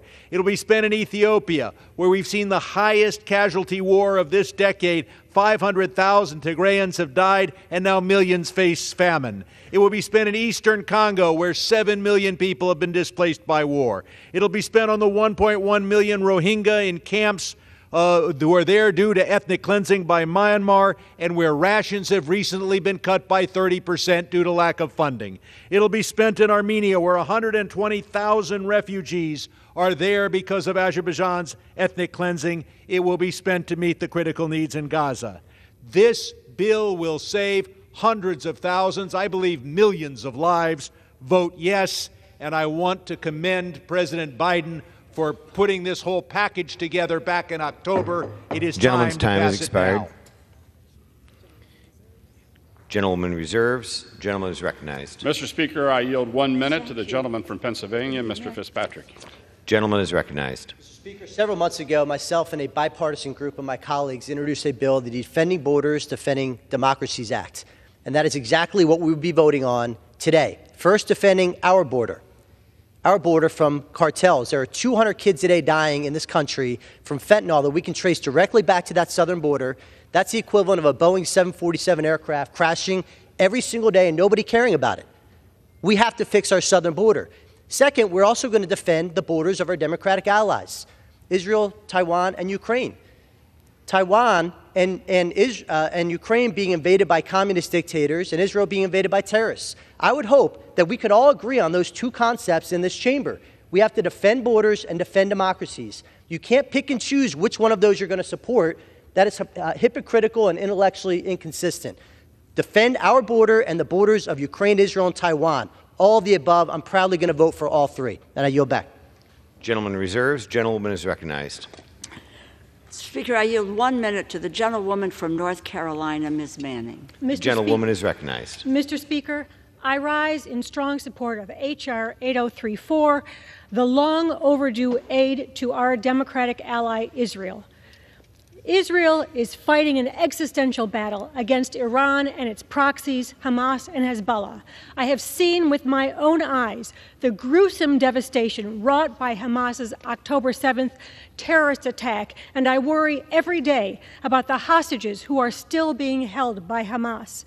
Last Saturday, Iran unleashed an unprecedented attack on Israel with 300 drones and missiles. If only one ballistic missile had hit its target, there would have been devastating loss of life, loss of Jews, Muslims, and Christians. I ask my colleagues to remember a no vote would deny much-needed humanitarian aid and much-needed funding for the nonprofit security grant program to help high-risk religious institutions in our country. The world is watching to see if we will stand with our allies, with Israel and Ukraine, in their time of need. I urge my colleagues to vote yes. Gentlewoman reserves. The gentleman is recognized. Mr. Speaker, I yield 30 seconds to the gentleman from South Carolina, Mr. Wilson. The gentleman's recognized. Thank you, Mr. Speaker. We're in a war we didn't choose. Dictators with rule of gun invading democracies with rule of law.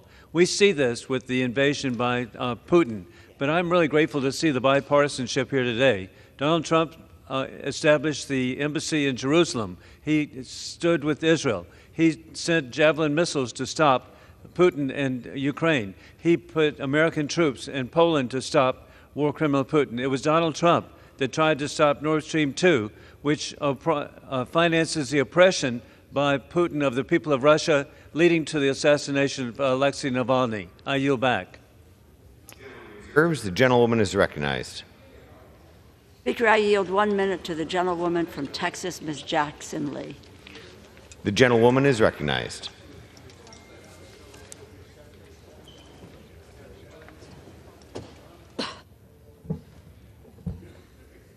We can do no less than to come to this floor today to be the American and the America that we have known around the world to become. And that is freedom-loving, democracy standing for, and watching our men and women go overseas, in many instances, to shed their blood for others, as well as the American people. I cannot stand by while babies die and while mothers lose their babies in their womb. Stand today so that we can make sure that the people in Gaza continuously have the funding that is necessary, that Israel and Ukraine can stand up for others while they're fighting for democracy. It is important to take note that our allies include Taiwan as well. It is important to note as well that the future of America is not yesterday, it is now. Are we going to accept the challenge of being the kind of nation that does not selfishly stand for itself, but fights for others? Let us vote for this funding bill because the war must end in peace and must end now. End the war now in peace. I yield back. Gentlewoman reserves. The gentleman is recognized. Mr. Speaker, may I inquire how much time is remaining? The gentleman has 3.5 minutes remaining. I reserve. The gentleman reserves. The gentlewoman is recognized. Reserve. The gentlewoman reserves. Is everybody prepared to close? like to ask the gentlelady, we have one more speaker remaining. Does the gentlelady have any speakers?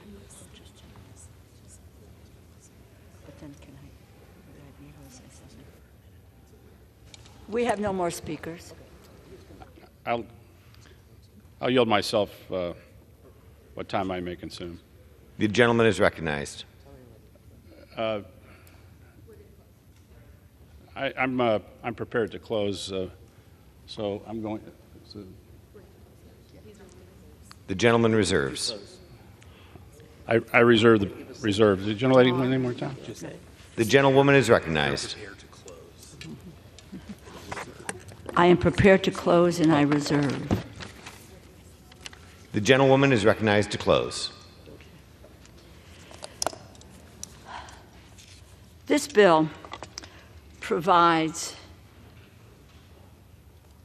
urgently needed humanitarian aid for millions of civilians who have been caught in a crossfire across many theaters, whether it is Ukraine against the Russian aggression, Israel in its war against Iran and its proxies like Hamas, Hezbollah, and Houthis, our Indo-Pacific partners against an adversarial China. Innocent families today are in danger, children are starving, and civilian casualties are mounting in conflict zones all around the world. The humanitarian support in this bill would make sure that we are not leaving these people behind. It is, again, so critically important that the United States demonstrate its support for its allies, and it is leadership when it comes to humanitarian assistance wherever it is needed. And we come here to govern, we come here to take our responsibilities seriously, and I believe that the majority of people here do take responsibilities seriously. Today we have the ability to help to make a difference. And in this piece of legislation, in addition to our support for our ally Israel, we have the moral responsibility to provide humanitarian assistance. The United States cannot stand by and watch people starve to death, be caught in crossfires without our standing up and saying no. I urge my colleagues to vote for this bill. It really, the moment, as I said at another meeting this week, the moment has met us. We need to meet that moment. I yield back. The gentlewoman yields back. The gentleman is recognized. In closing, this is the day we're going to act. I urge all my colleagues to support these critical national security bills. They provide the resources necessary to bolster our military, reassure our allies and partners, and commit to stand against tyranny. The world is waiting, watching, and wanting America to lead. This is our moment. I yield the balance of my time. Gentleman yields. All time for debate has expired. Pursuant to House Resolution 1160, the previous question is ordered on the bill. The question is on engrossment and third reading of the bill. Those in favor say aye. Those opposed, no. The ayes have it. Third reading. A bill making emergency supplemental appropriations to respond to the situation in Israel and for related expenses for the fiscal year ending September 30th, 2024, and for other purposes. Under Clause 10 of Rule 20, the yeas and nays are ordered.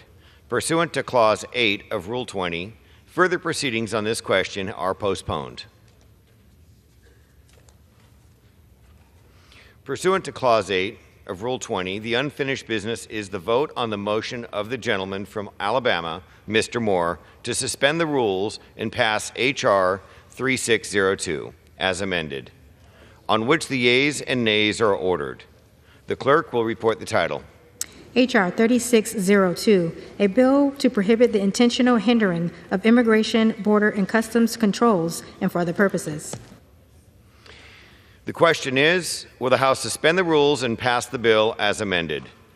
Members will record their votes by electronic device. This is a 15-minute vote.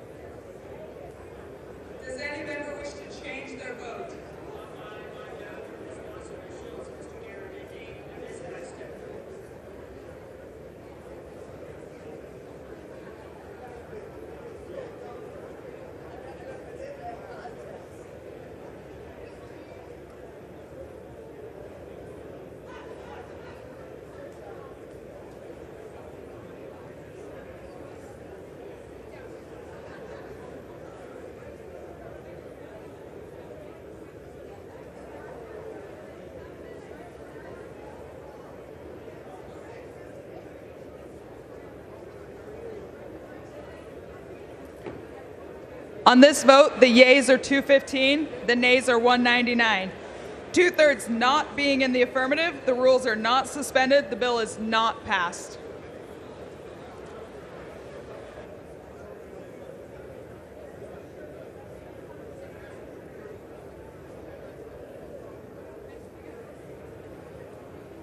Pursuant to House Resolution 1160 and Rule 18, the Chair declares the House in the Committee of the Whole on the State of the Union for the further consideration of H.R. 8038.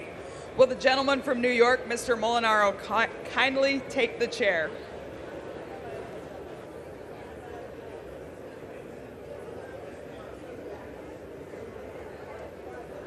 The House is in the Committee of the Whole House on the State of the Union for the further consideration of H.R. 8038, which the clerk will report by title. H.R. 8038, a bill to authorize the President to impose certain sanctions with respect to Russia and Iran and for other purposes. When the Committee of the Whole rose earlier today, a request for recorded vote on Amendment Number 2, printed in Part E of House Report 118-466, offered by the gentleman from Iowa, Mr. Nunn, had been postponed. Pursuant to Clause 6 of Rule 18, the unfinished business is the request for a recorded vote on Amendment Number 2, printed in Part E of House Report 118-466, offered by the gentleman from Iowa, Mr. Nunn, on which further proceedings were postponed and on which the ayes prevailed by voice vote. The clerk will redesignate the amendment. Amendment number 2, printed in Part E of House Report number 118-466, offered by Mr. Nunn of Iowa. A recorded vote has been requested. Those in support of the request for recorded vote will rise and be counted. A sufficient number having risen, a recorded vote is ordered. Members will record their votes by electronic device. This will be a 2-minute vote.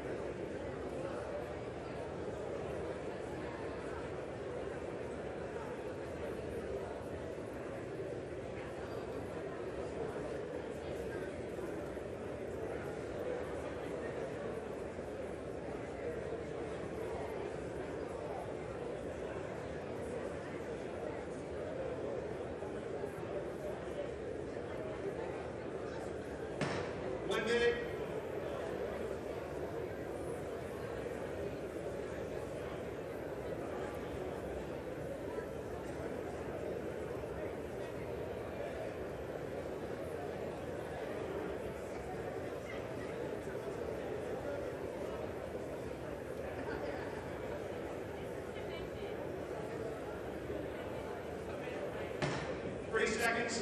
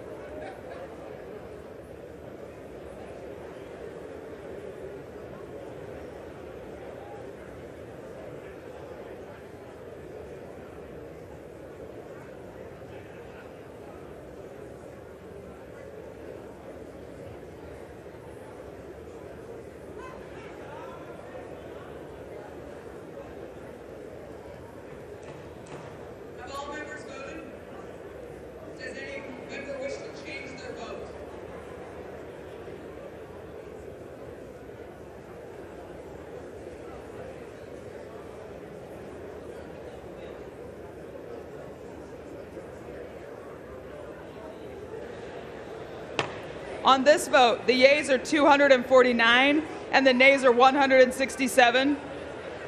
The amendment is adopted. There being no further amendment under the rule, the committee rises.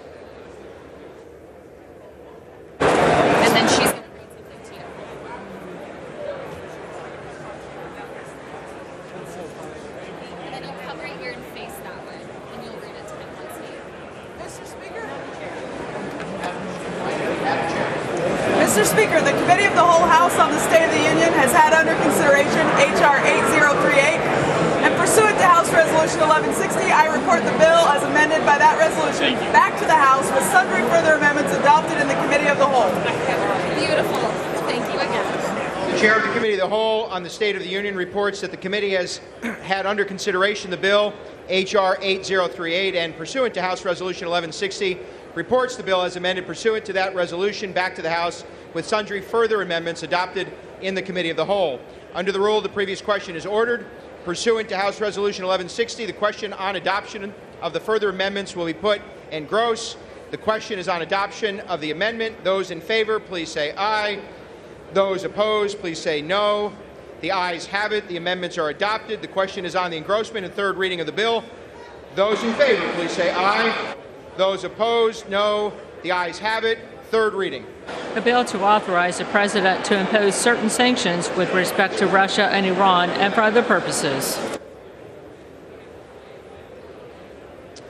The question is on the passage of the bill. Those in favor, please say aye. Those opposed, say no. The ayes have it. The bill. For what purpose does the gentleman from Texas seek recognition? I request the yeas and the nays. The yeas and nays are requested. Those favoring a vote by the yeas and nays will rise. Sufficient number having risen, the yeas and nays are ordered. Members will record their votes by electronic device. Pursuant to Clause 9 of Rule 20, the Chair will reduce to 5 minutes the minimum time for the electronic vote on the question of passage of H.R. 8036. This is a 5-minute vote.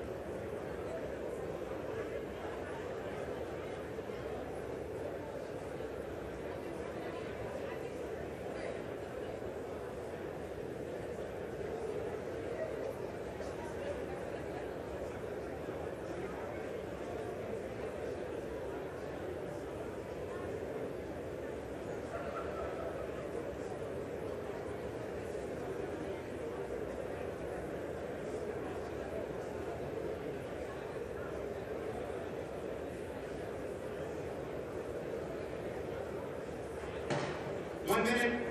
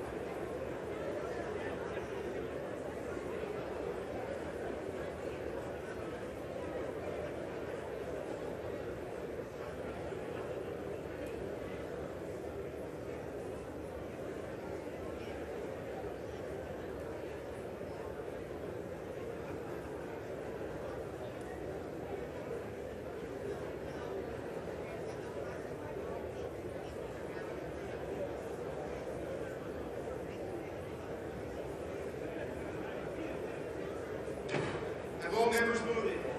Does any member wish to change their vote?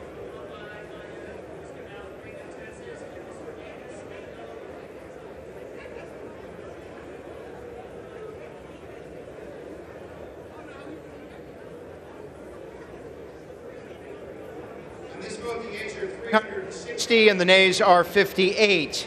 The bill is passed without objection. A motion to reconsider is laid on the table.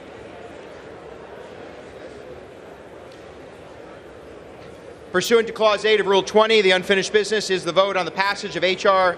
8036, on which the yeas and nays are ordered. The clerk will report the title of the bill. H.R. 8036, a bill making emergency supplemental appropriations for assistance for the Indo-Pacific region and for related expenses for the fiscal year ending September 30th, 2024, and for other purposes. The question is on the passage of the bill. Members will record their votes by electronic device. This is a 5-minute vote.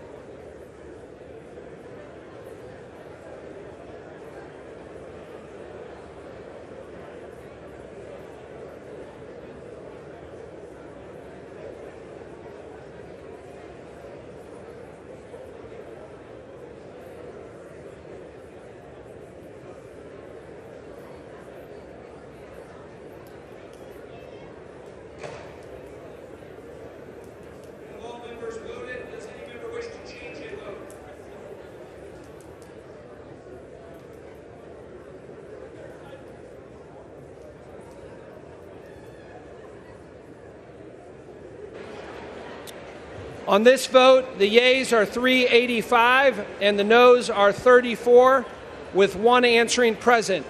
The bill is passed. Without objection, a motion to reconsider is laid on the table.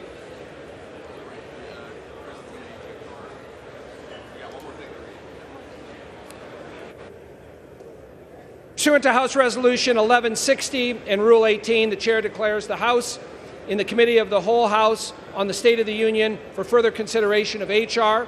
8035. Will the gentleman from New York, Mr. Molinaro, kindly take the chair?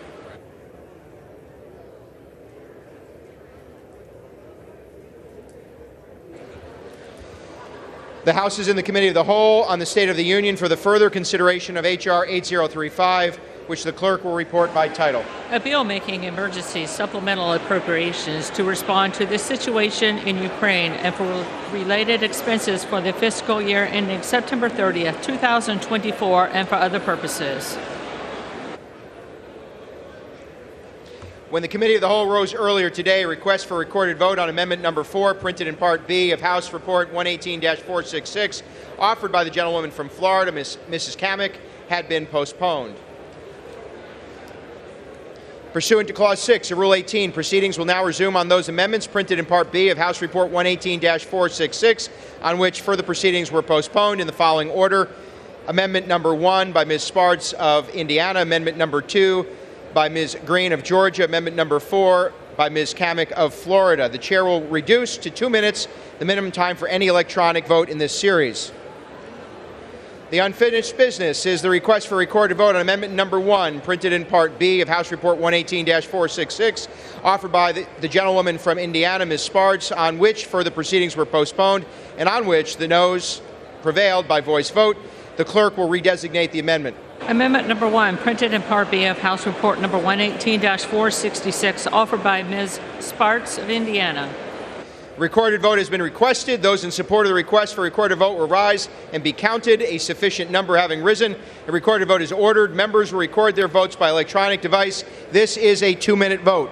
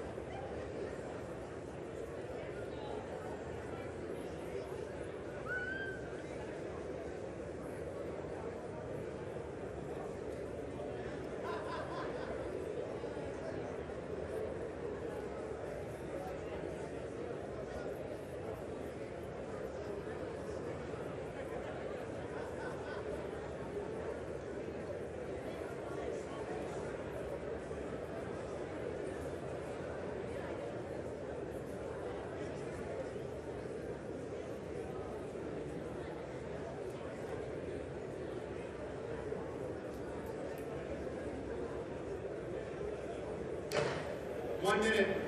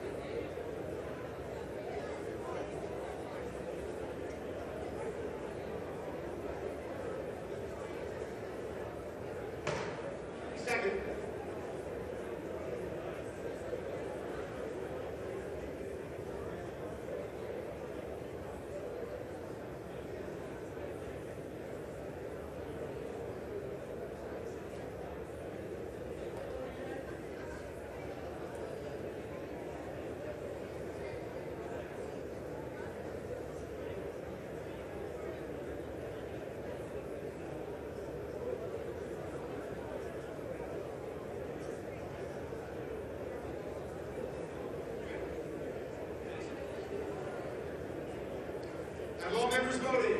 Does any member wish to change their vote?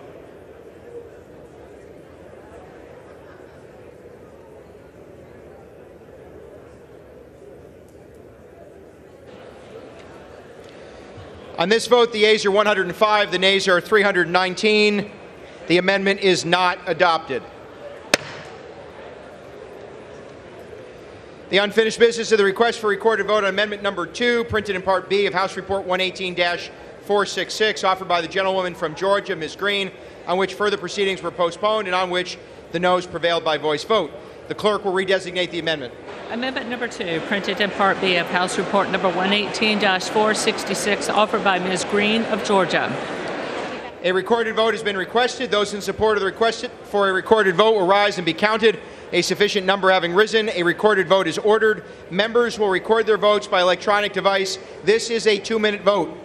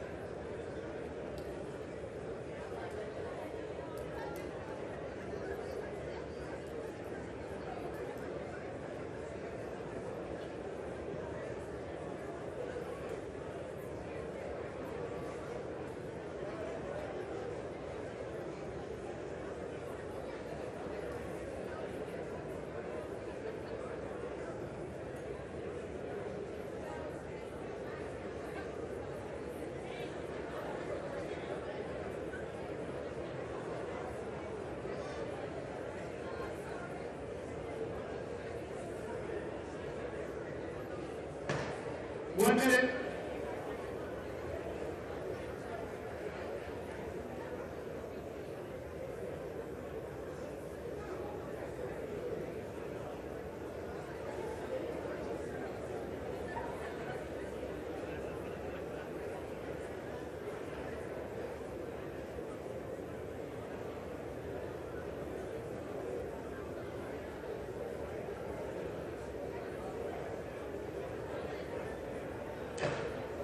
Seconds.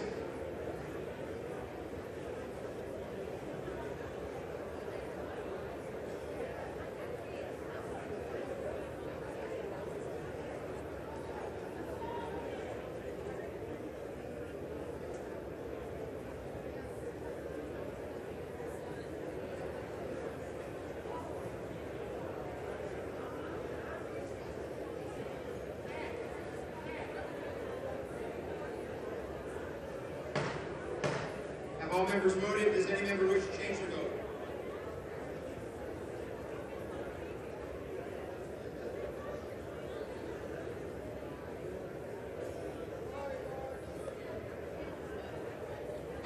On this vote, the yeas are 71, the nays are 351. The amendment is not adopted.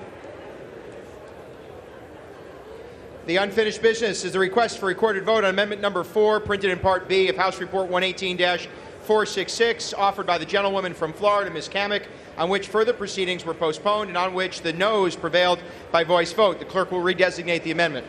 Amendment number 4, printed in Part B of House Report number 118-466, offered by Mrs. Kamek of Florida. A recorded vote has been requested. Those in support of the request for a recorded vote will rise and be counted. A sufficient number having risen, a recorded vote is ordered. Members will record their votes by electronic device. This is a 2-minute vote.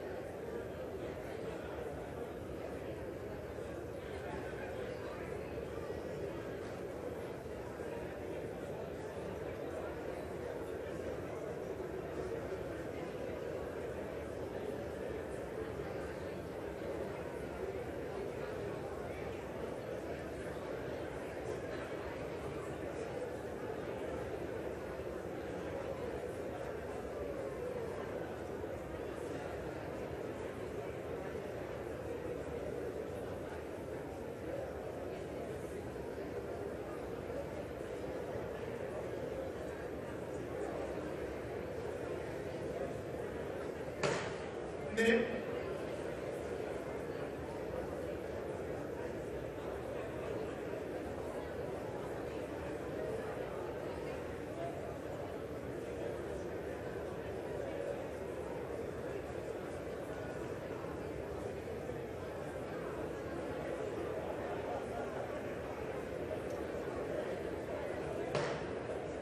Seconds.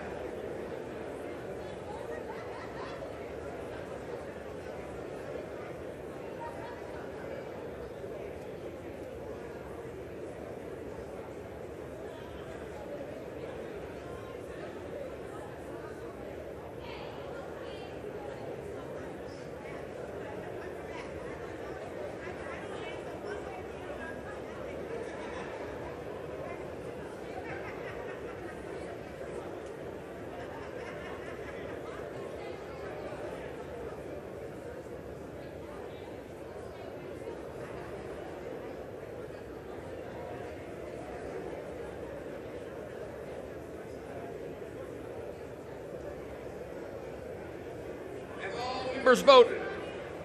Does any member wish to change their vote?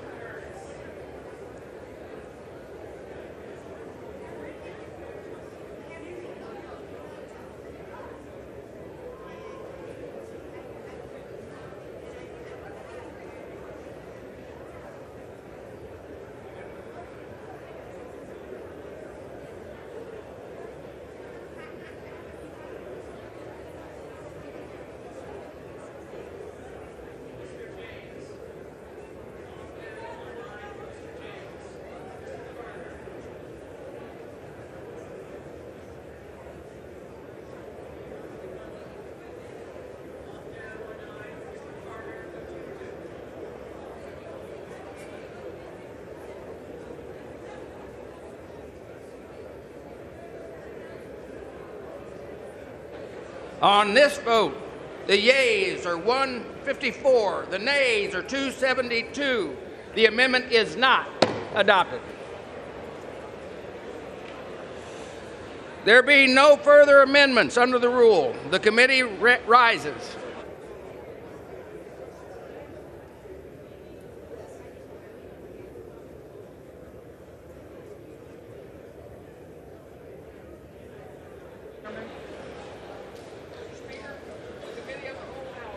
State of the Union has had under consideration H.R. 8 8035, and pursuant to House Resolution 1160, I report the bill as amended by that resolution back to the House. Thank you, Mr. Brown.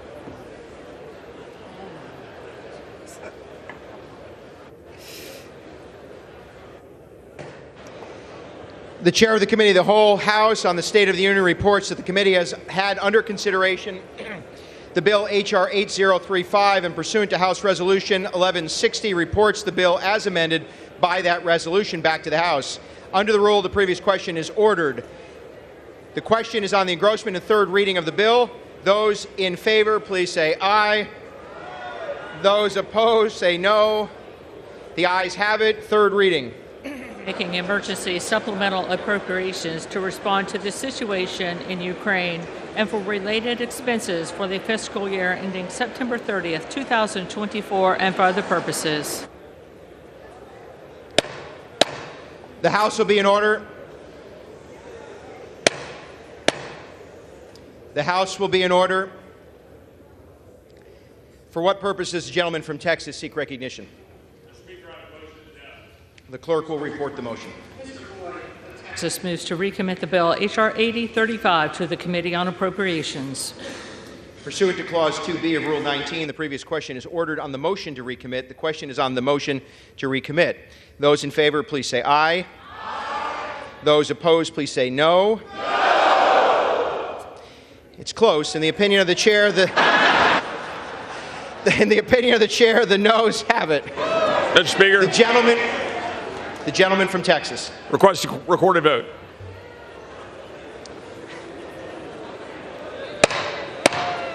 A recorded vote is requested. Those favoring a recorded vote will rise. A sufficient number having risen, a recorded vote is ordered. Members will record their vote by electronic device.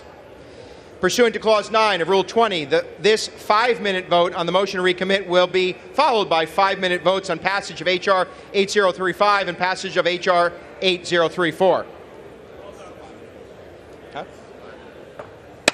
This is a 5-minute vote.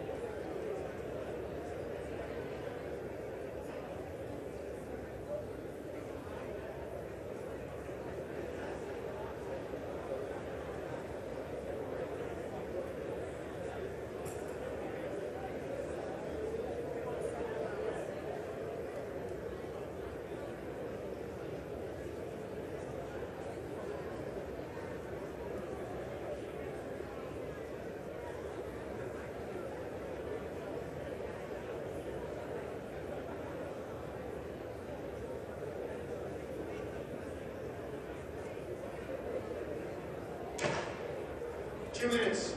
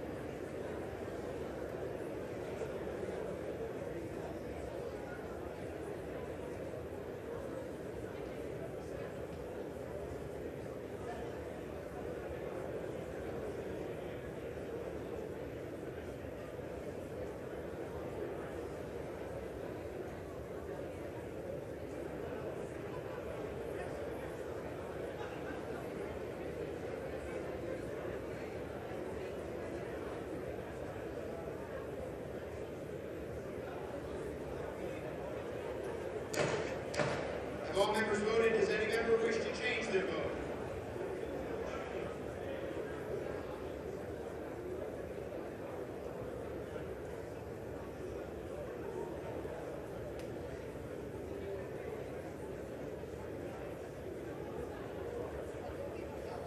On this vote, the yeas are 88, the nays are 336. The motion is not adopted. The question is on the passage of the bill. Pursuant to Clause 10 of Rule 20, the yeas and nays are ordered. Members will record their vote by electronic device. This is a 5-minute vote.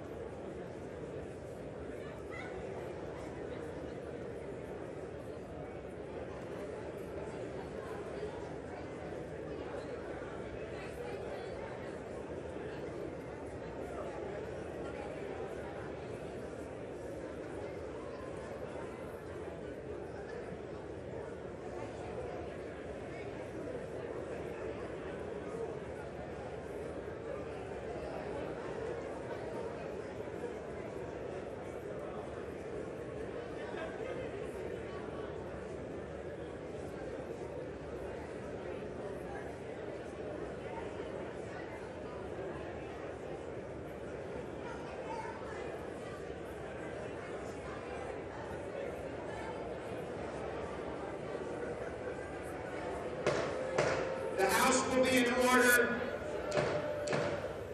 Members are reminded of House decorum.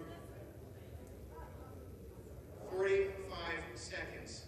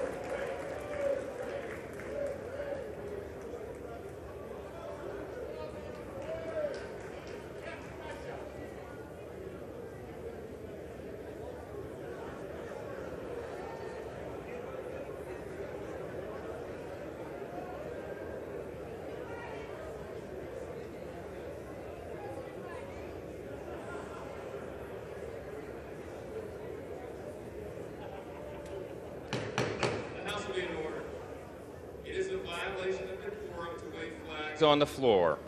The chair has said it, the speakers repeated it. Please put the flags down or resume the vote.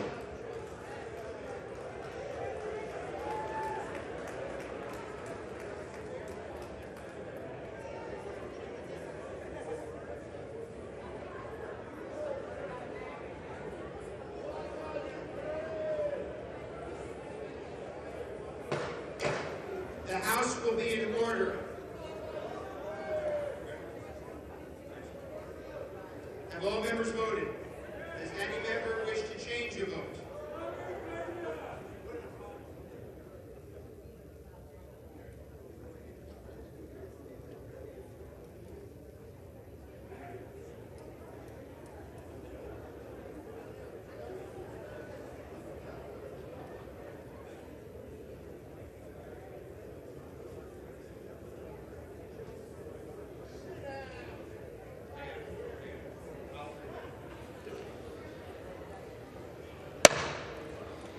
On this vote, the yeas are 311 and the nays are 112. The bill is passed.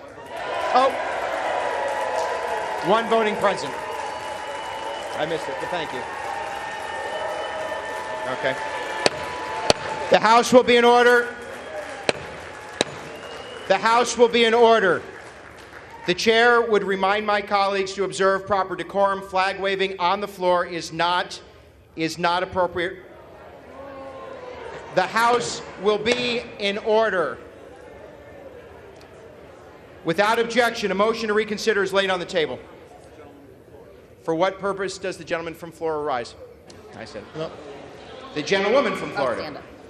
Put the stand flag away. Okay. The gentlewoman is not recognized. Colleagues, no, I'm going to. The House will be in order.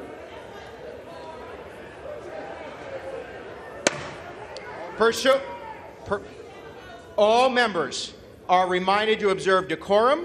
Speakers are reminded to address the chair. And pursuant to Clause 8 of Rule 20, the unfinished business is the vote on the passage of H.R. 8034, on which the yeas and nays are ordered. The clerk will report the title of the bill. H.R. 8034, a bill making emergency supplemental appropriations to respond to the situation in Israel and for related expenses for the fiscal year ending September 30th, 2024, and for other purposes. The question is on the passage of the bill. Members will record their votes by electronic device. This is a 5-minute vote.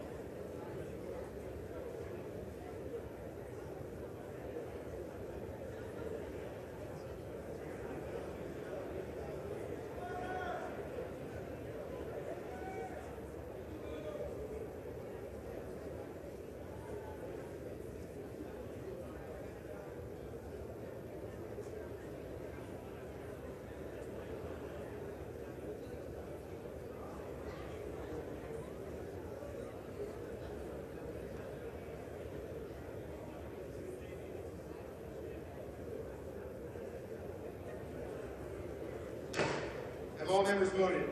Does any member wish to change their vote?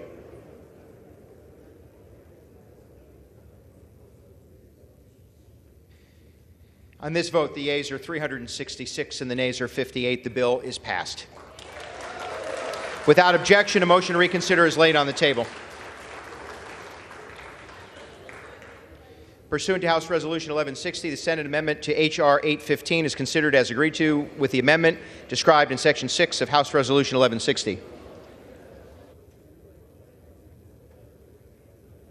Chair lays before the House a communication. The Speaker's Rooms, Washington, D.C., April 20th, 2024. I hereby designate the period from Saturday, April 20th, 2024 through Sunday, April 28th, 2024 as a district work period under Section 3Z of House Resolution 5. Signed, Mike Johnson, Speaker of the House of Representatives.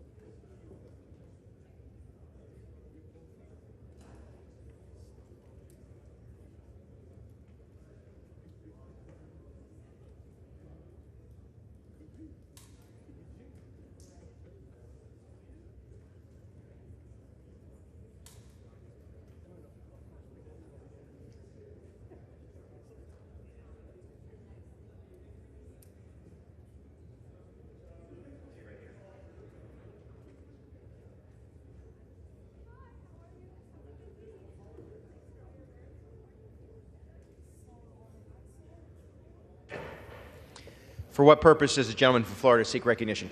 Mr. Speaker, I ask unanimous consent to take from the Speaker's table the concurrent resolution, S-Con Res 29, and ask for its immediate consideration in the House. The clerk will report the title of the concurrent resolution. Senate Concurrent Resolution 29, concurrent resolution providing for a correction in the enrollment of H.R. 815. Is there objection to the consideration of the concurrent resolution? Without objection, the concurrent resolution is agreed to and the motion to reconsider is laid on the table. Thank you, Mr. Speaker. Well done.